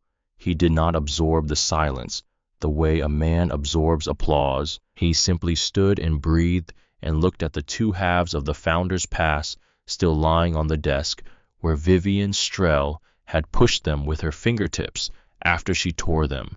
He looked at them the way you look at something that has already told you everything it has to tell you, and that you are looking at one last time before you decide what to do next. Then he approached the podium. He stopped on the near side of it. He did not lean over it. He did not raise his voice. The crowd around him had arranged itself into the particular formation that a room makes when it senses that something private and important is about to happen in a public space, creating space for it without being directed to the instinctive choreography of people who understand that some things deserve room. He looked at Vivian Strell. She had not moved from the position she had been in when she tore the card. Her hands were still on the desk, equidistant from the two pieces, as though she had forgotten they were there or could not bring herself to touch them again. Her face had moved through several expressions in the past 4 minutes and had arrived at something that was not quite grief and not quite shock, but contained elements of both: the specific look of a person who has just understood fully and without remaining ambiguity, and without any available exit from the understanding the complete weight of what they have done. The trained composure of 14 years was still functioning at the edges, holding the structural form of her expression together even as the content of it gave way beneath the form. James looked at her for a moment before he spoke. When he did, his voice was level, not cold, not performative, just level the way certain facts are, level the way certain things are simply true and do not require volume to be true. Each sentence came alone with space around it. You did not scan the barcode. He raised his left hand and began counting, not dramatically, without theatrical weight, just precisely one finger at a time. You did not enter the override code. You did not ask for my identification. You did not type my name into your terminal. You did not take 8 seconds to do the one thing that would have told you everything you needed to know. He lowered his hand. You looked at my skin. You looked at my clothes, and you decided the story before I opened my mouth. Everything that came after the performance, for the cue, the announcement over the intercom, the officers, the fraud charge, all of that was theater. You wanted an audience for a removal. You wanted witnesses to the moment a man you had already decided did not belong was escorted out of a building. He let that settle in the silence. Vivian's eyes were filling, not yet spilling, the discipline of 14 years still holding the physical form of her composure together, even as what it was holding collapsed. If I had known, she said, her voice was barely audible, if anyone had told me who you were, I would never have. That is the point, James said. He said it without anger, without heat of any kind, which made it more complete than anger would have been, more final, more irrevocable, because anger contains the possibility of resolution, and what he was saying did not. Not who I am, what I am, a person, a passenger, a man who presented valid documentation and asked you to do your job. He looked at the two halves of the pass on the desk between them. You did not need to know I owned this airline. You needed to know I had a valid document and a reasonable request. That was sufficient. That was all that was ever required of you in this interaction. He was quiet for a moment, giving the words the space they needed. You tore that document not because you thought it was fake. I gave you 3 separate and explicit ways to verify it. 3 times. You tore it because destroying it felt like power, and because you wanted an audience for the moment of destruction. That impulse, that specific impulse, is the reason I now have to rebuild this airline's customer culture from the ground up. He looked at her directly. Not because of you alone, because you were trained and rewarded and evaluated by a culture that taught you that power looks like exclusion, that belonging is something to be rationed by the person behind the desk, that a velvet rope exists to keep people out rather than to mark where service begins. Vivian did not respond. There was nothing left in the architecture of her composure to generate a response with. The structure was intact, but the thing it had been built to hold was gone. James moved his gaze to Grant Pullman. Grant straightened almost imperceptibly, the automatic reflex of a man returning to professional posture before a conversation that some part of him already understood was not going to respond to professional posture. Your function, James said, is investigation and de-escalation. You arrived at a scene. You identified the parties by appearance. You sided with the staff before asking a single question of the passenger.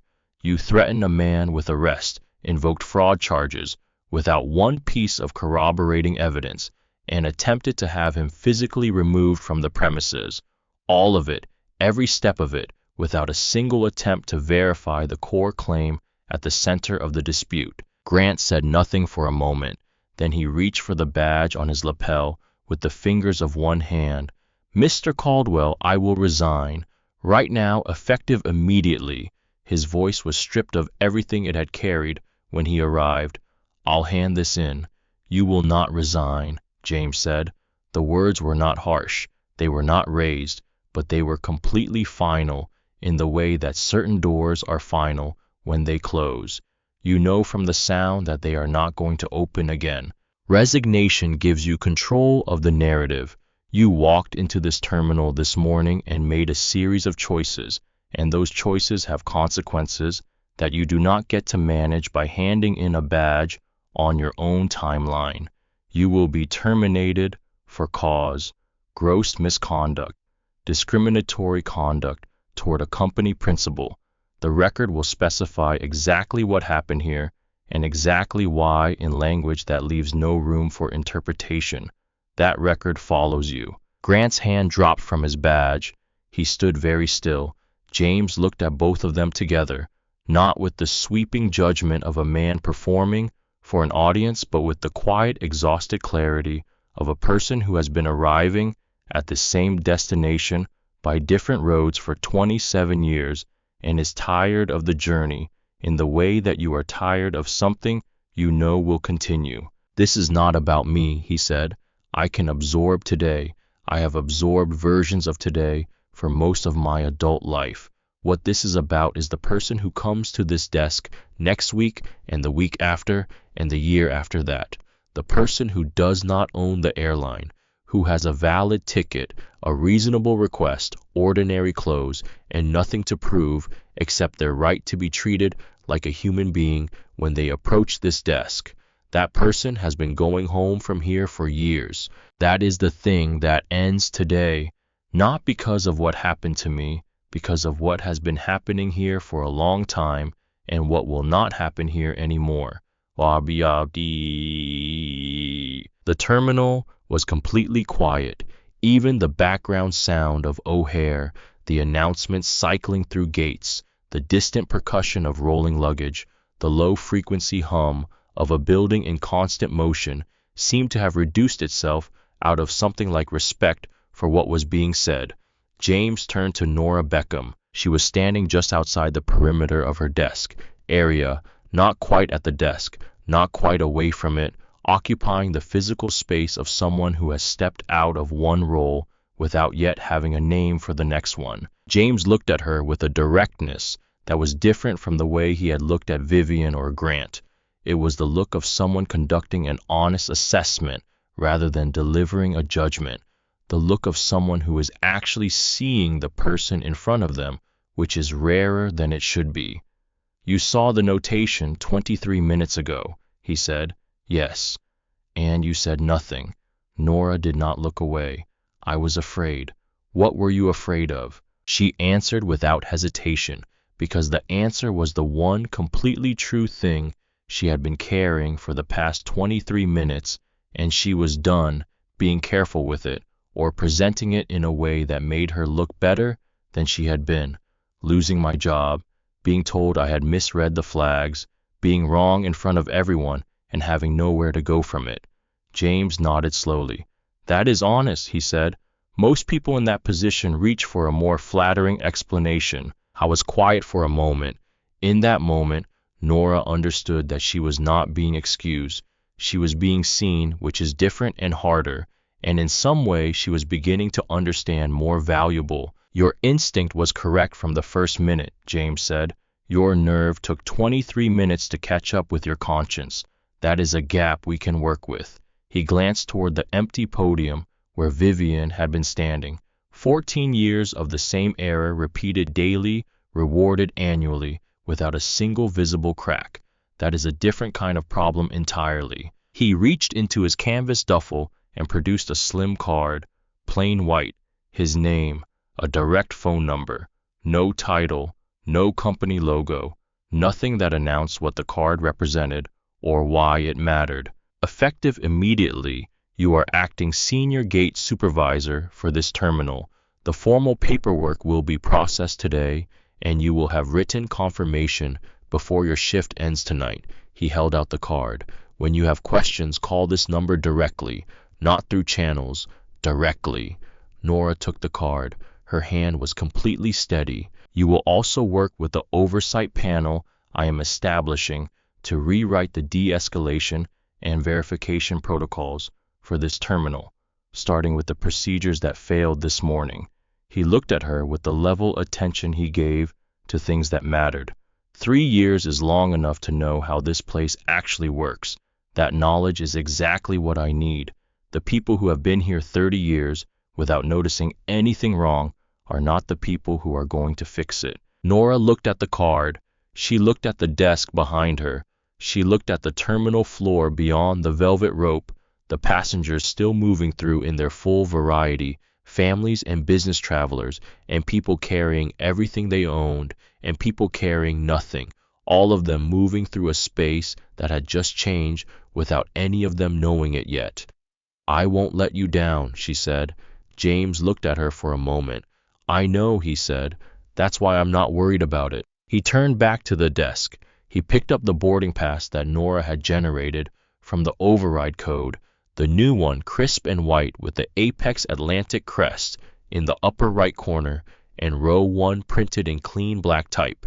He picked up his canvas duffel bag and settled the strap on his shoulder in the way he had done 10,000 times. He reached down and picked up the 2 halves of the Founder's Pass from the desk where Vivian had left them. He held them for a moment. The barcode split down the center. The alphanumeric code divided at the 7th digit. The embossed crest separated into 2 halves of a compass rose. He did not throw them away. He folded them carefully and placed them in the inside pocket of his jacket where they would remain. He walked toward the jet bridge. He did not look back. Margot Fielding had been a purser with Apex Atlantic for 34 years. She was 61, silver-haired, with service pins from 3 different aircraft types fastened to her lapel, in the way that certain people wear their history, not as decoration, but as record, each one a year made tangible. She had spent 34 years managing the interior atmosphere of pressurized metal cylinders at 35,000 feet through delays, diversions, medical emergencies, and the complete spectrum of human behavior that reveals itself when people are suspended between places with nowhere else to be. She had delivered difficult news calmly.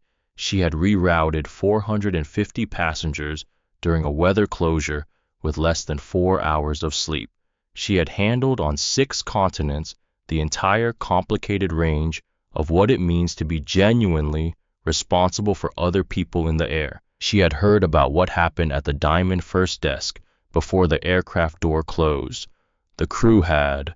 Word moves through a flight crew the way weather moves through a terminal, faster than the official channels carried by people who understand that knowing what is coming is part of the job. She was standing at the forward galley when James stepped through the door. The rest of the cabin crew stood behind her in a line that was professional without being stiff, respectful without being theatrical. Margot stepped forward and extended her hand. "Welcome aboard, Mr. Caldwell." Her voice was warm and direct, carrying no performance in it, just the genuine welcome of a person who has been doing this work long enough to mean it without effort. "I'm Margot Fielding. I'm the in-flight manager on this sector. On behalf of the entire crew, we are glad you are here." James shook her hand. He smiled, a real one, quieter and less guarded than his public expressions, the kind of smile that appears when a person is actually feeling something rather than communicating something. "Thank you, Margot. I'm glad the aircraft is still in one piece after this morning." Margot allowed herself a brief, controlled exhale. "The crew was appalled," she said simply. "We want you to know that." "I do know," he said, "and I appreciate it. but right now I would very much like to sit down. Right this way, she said. They were somewhere over western Pennsylvania, the flight having settled into the particular quiet of a long sector finding its rhythm, the engine steady at altitude and the cabin organized into the specific stillness of people who have given up fighting the fact that they are in the air for a while and have made their peace with it. When Margot appeared at the entrance to James's suite with a pot of coffee and the expression of someone performing a professional task while clearly thinking about something that has nothing to do with coffee. "May I pour, please," James said, "and sit down." She looked at him with the professional assessment of someone deciding whether the invitation is appropriate. "I know the other passengers," he said. "Sit down anyway. I would like to talk to someone who actually works here, not to someone who has read reports about working here." Margot sat on the edge of the leather ottoman across from him, the coffee pot still in her hands, her posture holding the professional upright of a person who has not fully committed to sitting but has not refused either.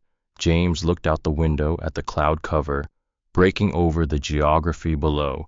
He held his coffee cup in both hands the way his father had always held a mug, wrapped around the warmth of it, rather than held by the handle. "My father's name was Walter Caldwell," he said. Margot's expression shifted into the particular stillness of a person who has just understood that they are about to hear something important and has decided to be entirely present for it. He worked for Apex Atlantic for 22 years, ground crew supervisor at O'Hare. He loaded cargo and managed the tarmac team and kept the operation running in conditions that would have been considered unacceptable for the people who made decisions about what conditions were acceptable. James was quiet for a moment.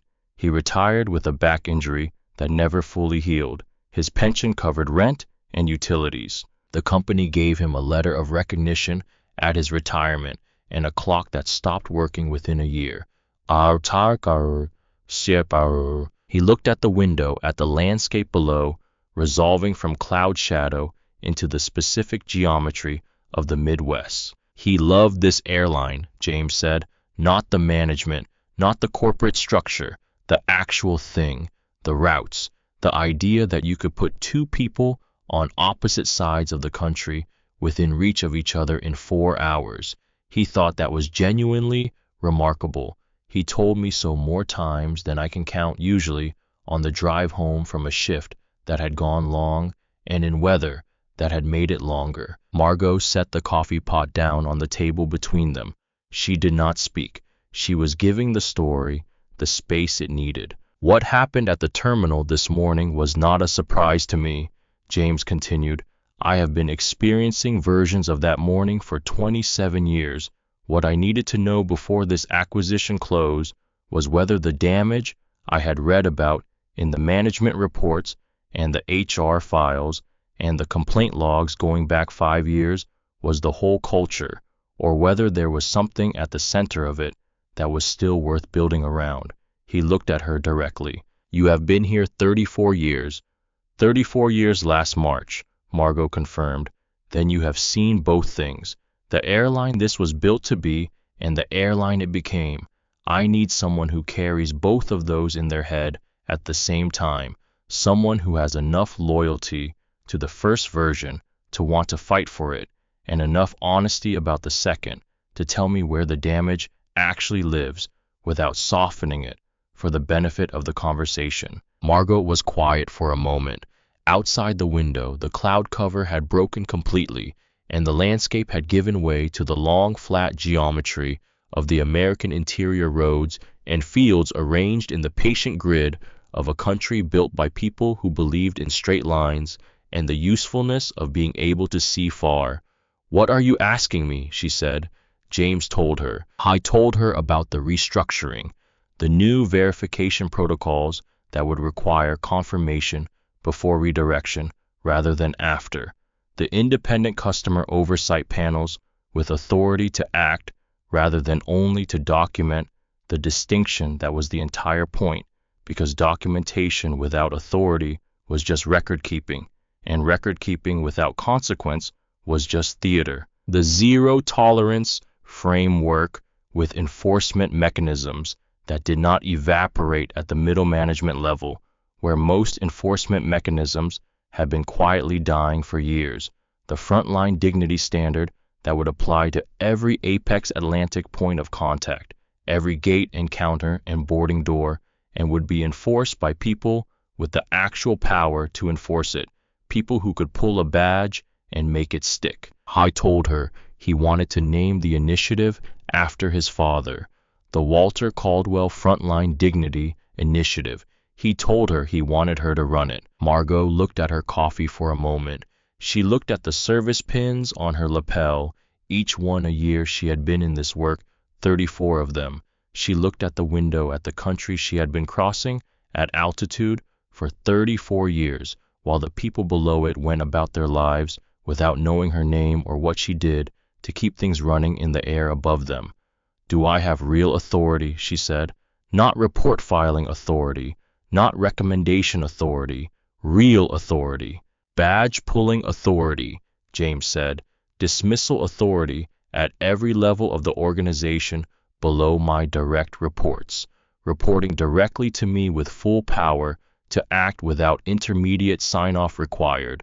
Margot was quiet for a moment that was longer than it appeared. She was not in the ordinary way of things, a person who was moved to visible emotion by professional conversations. She had spent 34 years developing the specific composure that comes from being responsible for other people in conditions that do not allow you the luxury of your own feelings in real time. She had learned to process things later, in the galley between service rounds, or on the crew bus to the hotel, or in the particular private silence of a room in a city she had visited 30 times but never actually seen. She pressed her lips together briefly. She looked out the window again. Then she looked at James Caldwell, at the gray hoodie and the scuffed sneakers and the canvas duffel bag on the seat beside him, at the face of a man who had spent 27 years in rooms that had decided who he was before he opened his mouth and had come through all of them carrying something intact that those rooms had been trying to take. Yes, she said, I'll do it. They were over Ohio when James opened the acquisition documents on his tablet. Gareth had sent them through the encrypted channel 40 minutes into the flight with a message that said what it needed to say in 3 words. James opened the documents without responding to the message. He had read every page of the agreement 4 times in the past month, every clause and condition and representation and warranty and scheduled milestone. There was nothing in these pages that would surprise him. He read them anyway. He read them the way his father had read every document that came into their house when James was growing up, slowly and carefully, with the full attention of a man who understands that the difference between knowing something and having read it is the difference between possession and occupancy. Walter Caldwell had never signed anything he had not read himself, not a lease, not a work order, not a permission slip from the school.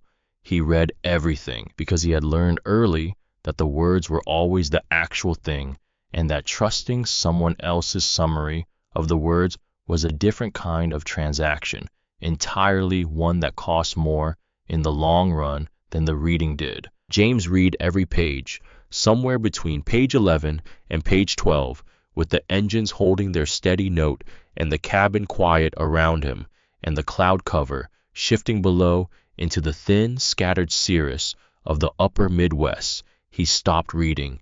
He looked at the tablet without seeing it. I was 17 years old, standing beside his father in an arrivals hall in this same airport, watching a man in a brown polyester suit choose patience over fury because he wanted his son to have something worth inheriting.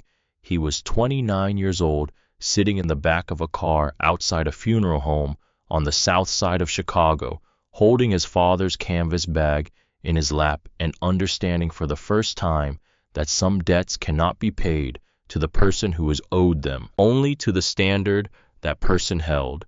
He was 32 years old in a Wicker Park office with a broken radiator and wind coming under the door, looking at a blank page and deciding that what he was going to build was going to mean something beyond what it generated. I was sitting at a corner table in a Loop District coffee shop, watching the confirmation load on an encrypted tablet, buying an airline with money his father had never had access to, in the hoodie his father would have recognized, carrying the bag his father had worn across the tarmac of this same airport for 22 years.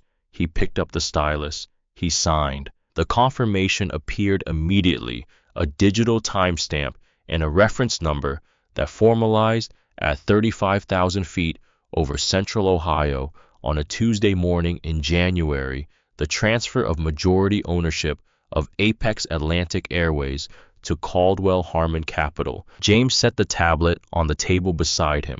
He looked out the window at the interior of the cloud layer. They had entered the particular formless gray of being inside weather rather than above or below it, the gray that is not threatening and not beautiful, but simply present. "It's done," he said, not loudly, not to anyone in the cabin, to the window, to the gray, to the 27 years of versions of this morning that had preceded this one, to a man in a brown polyester suit who had stood in a different part of the same airport and chosen patience over fury because he wanted his son to have something worth inheriting. "It's done." Flight AX-114 touched down at JFK at 4:47 in the afternoon Eastern Time. The wheels met the runway with the brief familiar bark of contact before the long deceleration, the engines reversing their thrust, the aircraft settling into the particular earthbound heaviness of something that has been flying and is now simply heavy. James sat in his seat and looked out the window as the aircraft taxied in the late afternoon gray of a January day in New York. Through the small oval of scratched plexiglass, he could see the ground crews on the tarmac, men and women in high-visibility vests moving between the aircraft with the efficient, invisible purpose of people who keep things running without being thought about, who absorb weather and noise and physical weight as the basic conditions of work without any expectation that the people whose luggage they handle will think about them on the flight. They moved in the cold, in the wind, under the engines of machines that cared nothing about the temperature. They looked like his father. James waited in his seat until the cabin had cleared. Richard Voss had been first off, walking past the forward galley without making eye contact with anyone, his carry-on held close to his body, in the posture of a man trying to reduce his presence in a space he had recently made too large a claim on. Margot and the remaining crew stood at the forward door for the disembarkation. When James came up the aisle, last Margot put aside the professional farewell and simply took his hand again, the way you take the hand of someone you have just made a serious commitment to. "Monday morning," she said. "Whatever room you need, I'll be in it." "Monday morning," he confirmed. I walked the jet bridge and came out into the controlled chaos of JFK's international arrivals, the smell of recycled air and jet fuel, and the specific density of a space designed to absorb thousands of simultaneous arrivals without pausing to acknowledge how extraordinary each one of them is. Gareth Lund was at the arrivals barrier. Two associates flanked him with the quiet efficiency of people who understood their job in this moment. Gareth had known James for 12 years, had watched him walk into rooms that had already decided who he was and walk out of them, having changed what the room understood about itself. He looked at the gray hoodie, the scuffed sneakers, the frayed strap on the canvas duffel, and the expression on James's face, and he said the only thing that was both true and useful. "It's done," Gareth said. "It's done," James confirmed. Gareth held out a leather folio. James took it. He did not open it. He already knew every word inside it. "Nora Beckham's promotion letter," Gareth said. "Sent to the terminal supervisor 2 hours ago. She'll have it before she finishes her shift tonight." They walked through the terminal together. James carried his own bag. He walked without hurrying, watching the ground crews through the tall windows as they moved between the planes in the cold outside. keeping the operation running in the invisible and essential way that makes everything else possible. The departures and the arrivals and the reunions and the beginnings, all of it resting on the shoulders of people in high visibility vests who go home at the end of a shift with aching backs and nobody's gratitude and do it again the next morning. I thought about Walter Caldwell doing this work for 22 years, standing on a tarmac at O'Hare in January, in the wind off the lake, moving bags between aircraft that took other people to places Walter would never see, going home to a son he was putting through school on a ground crew supervisor's wages, holding himself in every room and at every desk that tried to make him smaller, with the dignity of a man who had decided long ago that his worth was not a negotiation and was not going to become one. For the first time in a long time, walking through JFK with his father's bag on his shoulder and the signed acquisition documents in the folio under his arm, James felt something that he did not have an immediate word for, not triumph, which was too loud for what he felt, not relief, which implied that the outcome had been uncertain in a way he had not experienced it as uncertain, not the satisfaction of a score settled, because what had happened today was not about a score, something quieter than all of those things, something that had a different quality than any of them, something that felt like completion. 11 weeks later, on a Thursday morning at the end of April, James Caldwell walked back into Terminal 3 at O'Hare International Airport. Same gray hoodie, same faded dark jeans, same scuffed white sneakers, the left one with the thin crease across the toe box, same canvas duffel on his left shoulder, the strap still slightly frayed at the buckle in the same place it had been frayed since the last years of Walter Caldwell's time on this tarmac. I had booked the flight through the standard reservation system under his own name, without any executive notation, without any special designation, just a name in the system and a seat assignment and a departure time, the same information anyone would carry when they came to this terminal to go somewhere. He moved through the terminal the way he always moved through spaces, unhurried, watching.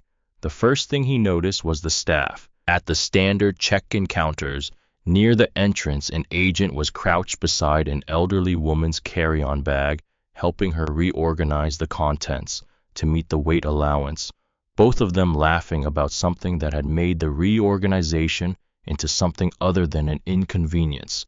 The agent's body language was entirely present, entirely unbothered by the line forming behind them.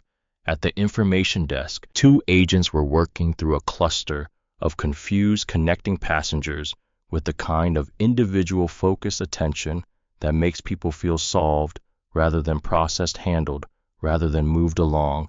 At the entrance to the Diamond First section, a uniformed agent stood at the rope and made eye contact with the passenger approaching and smiled a real smile, the kind that requires the rest of the face to participate and that cannot be produced without the intention behind it. James stopped walking. He stood in the middle of Terminal 3 and looked at all of this for a long moment, at the ordinary, unremarkable, enormously difficult work of treating people like people, at the thing that should not require a new ownership and an 11-week restructuring, an initiative named after a man in a brown polyester suit to exist, but that had somehow, in this terminal, in this airline, been allowed to erode until it required exactly that to come back. Then he walked to the Diamond First podium. Nora Beckham saw him before he reached the rope.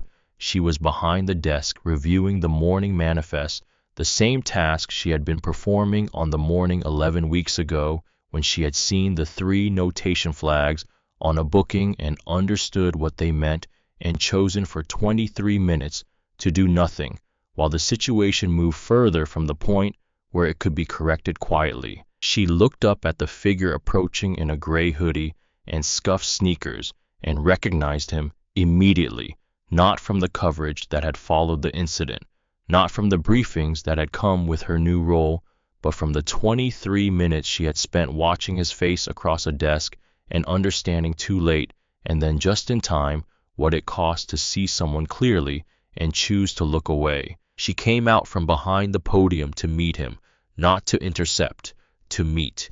The distinction was the whole thing. "Mr. Caldwell," she said. Her voice was steady. She stood with the particular quality of a person who is exactly where they are supposed to be and knows it. "Nora," he looked at her for a moment with the genuine attention he gave to things that mattered.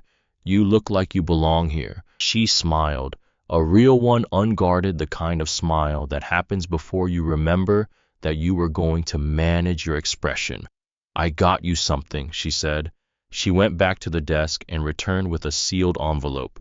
He opened it. Inside was a reprinted version of the Founder's Pass, produced on the same cream-colored cardstock, with the same weight and feel as the original, the same embossed crest in the upper left corner, the stylized wing over the compass, rose that Apex Atlantic had used in its founding years, the same letterpress type that you could feel if you ran a finger across it, exact in every detail to the one that had been placed in 2 pieces on this desk 11 weeks ago. Beside it, a laminated identity card, his name, his photograph, the new Apex Atlantic crest, the updated design the branding team had finalized in February after extensive conversation about what the company was trying to become, and on the back in small clean type that required no announcement because it was simply true and did not need to be anything more than true, Walter Caldwell Frontline Dignity Initiative,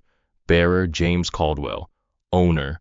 Margot's panel designed the new format, Nora said, scannable, verifiable, registered in the new system, impossible to mistake for anything other than exactly what it is.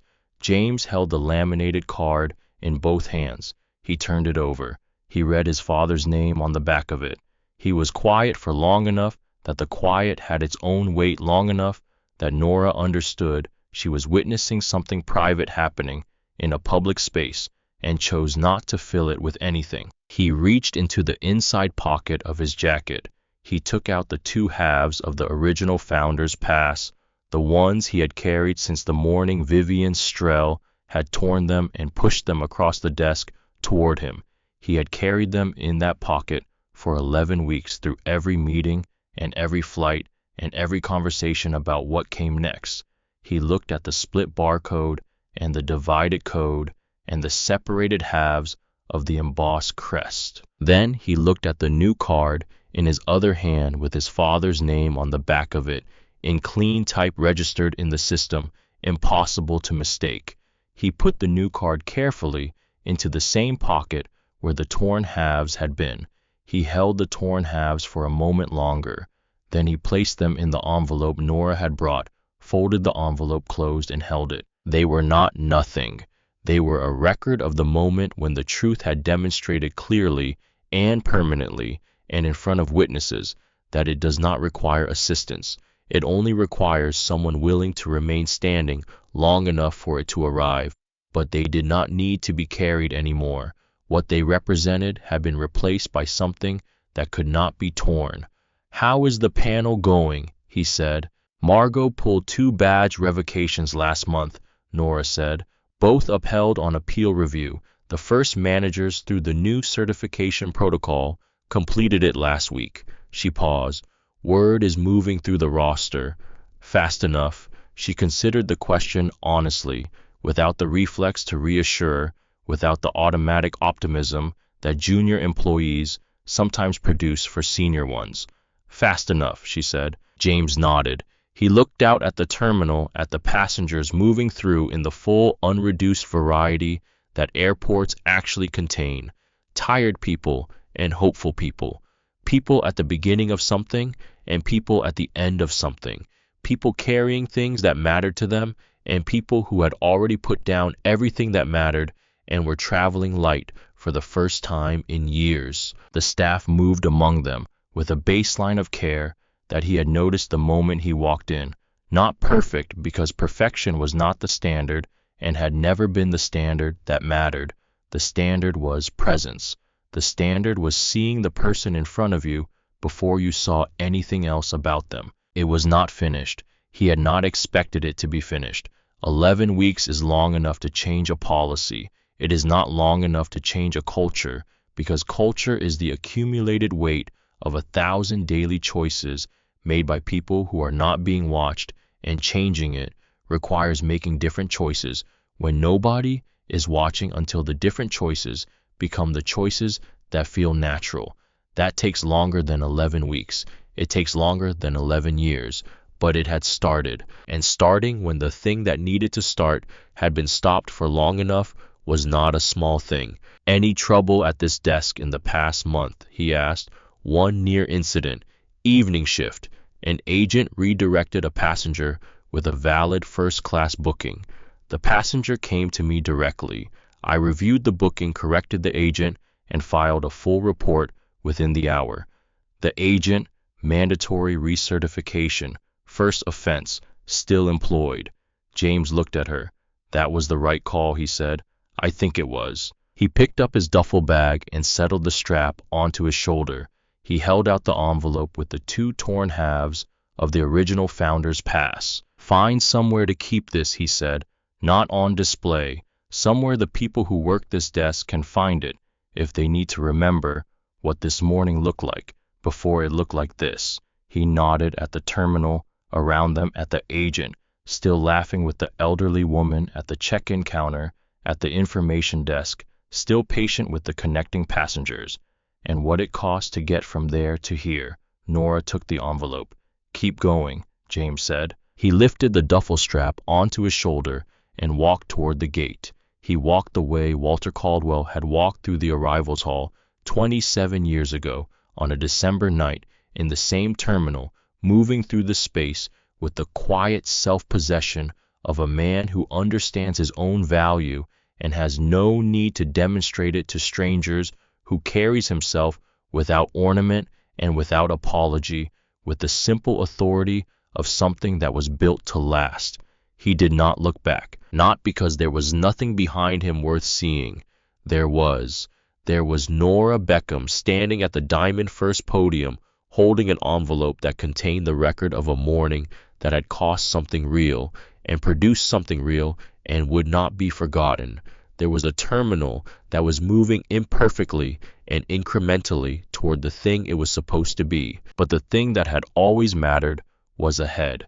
And now, for the first time, the ground beneath his feet was ground that his father had worked on, that he had purchased in his father's name, that carried a standard named for a man in a brown polyester suit who had chosen patience over fury in this same building because he wanted his son to have something worth inheriting. His father had loaded bags on this tarmac for 22 years, in the cold and the dark and the noise of engines that cared nothing about who was standing beneath them.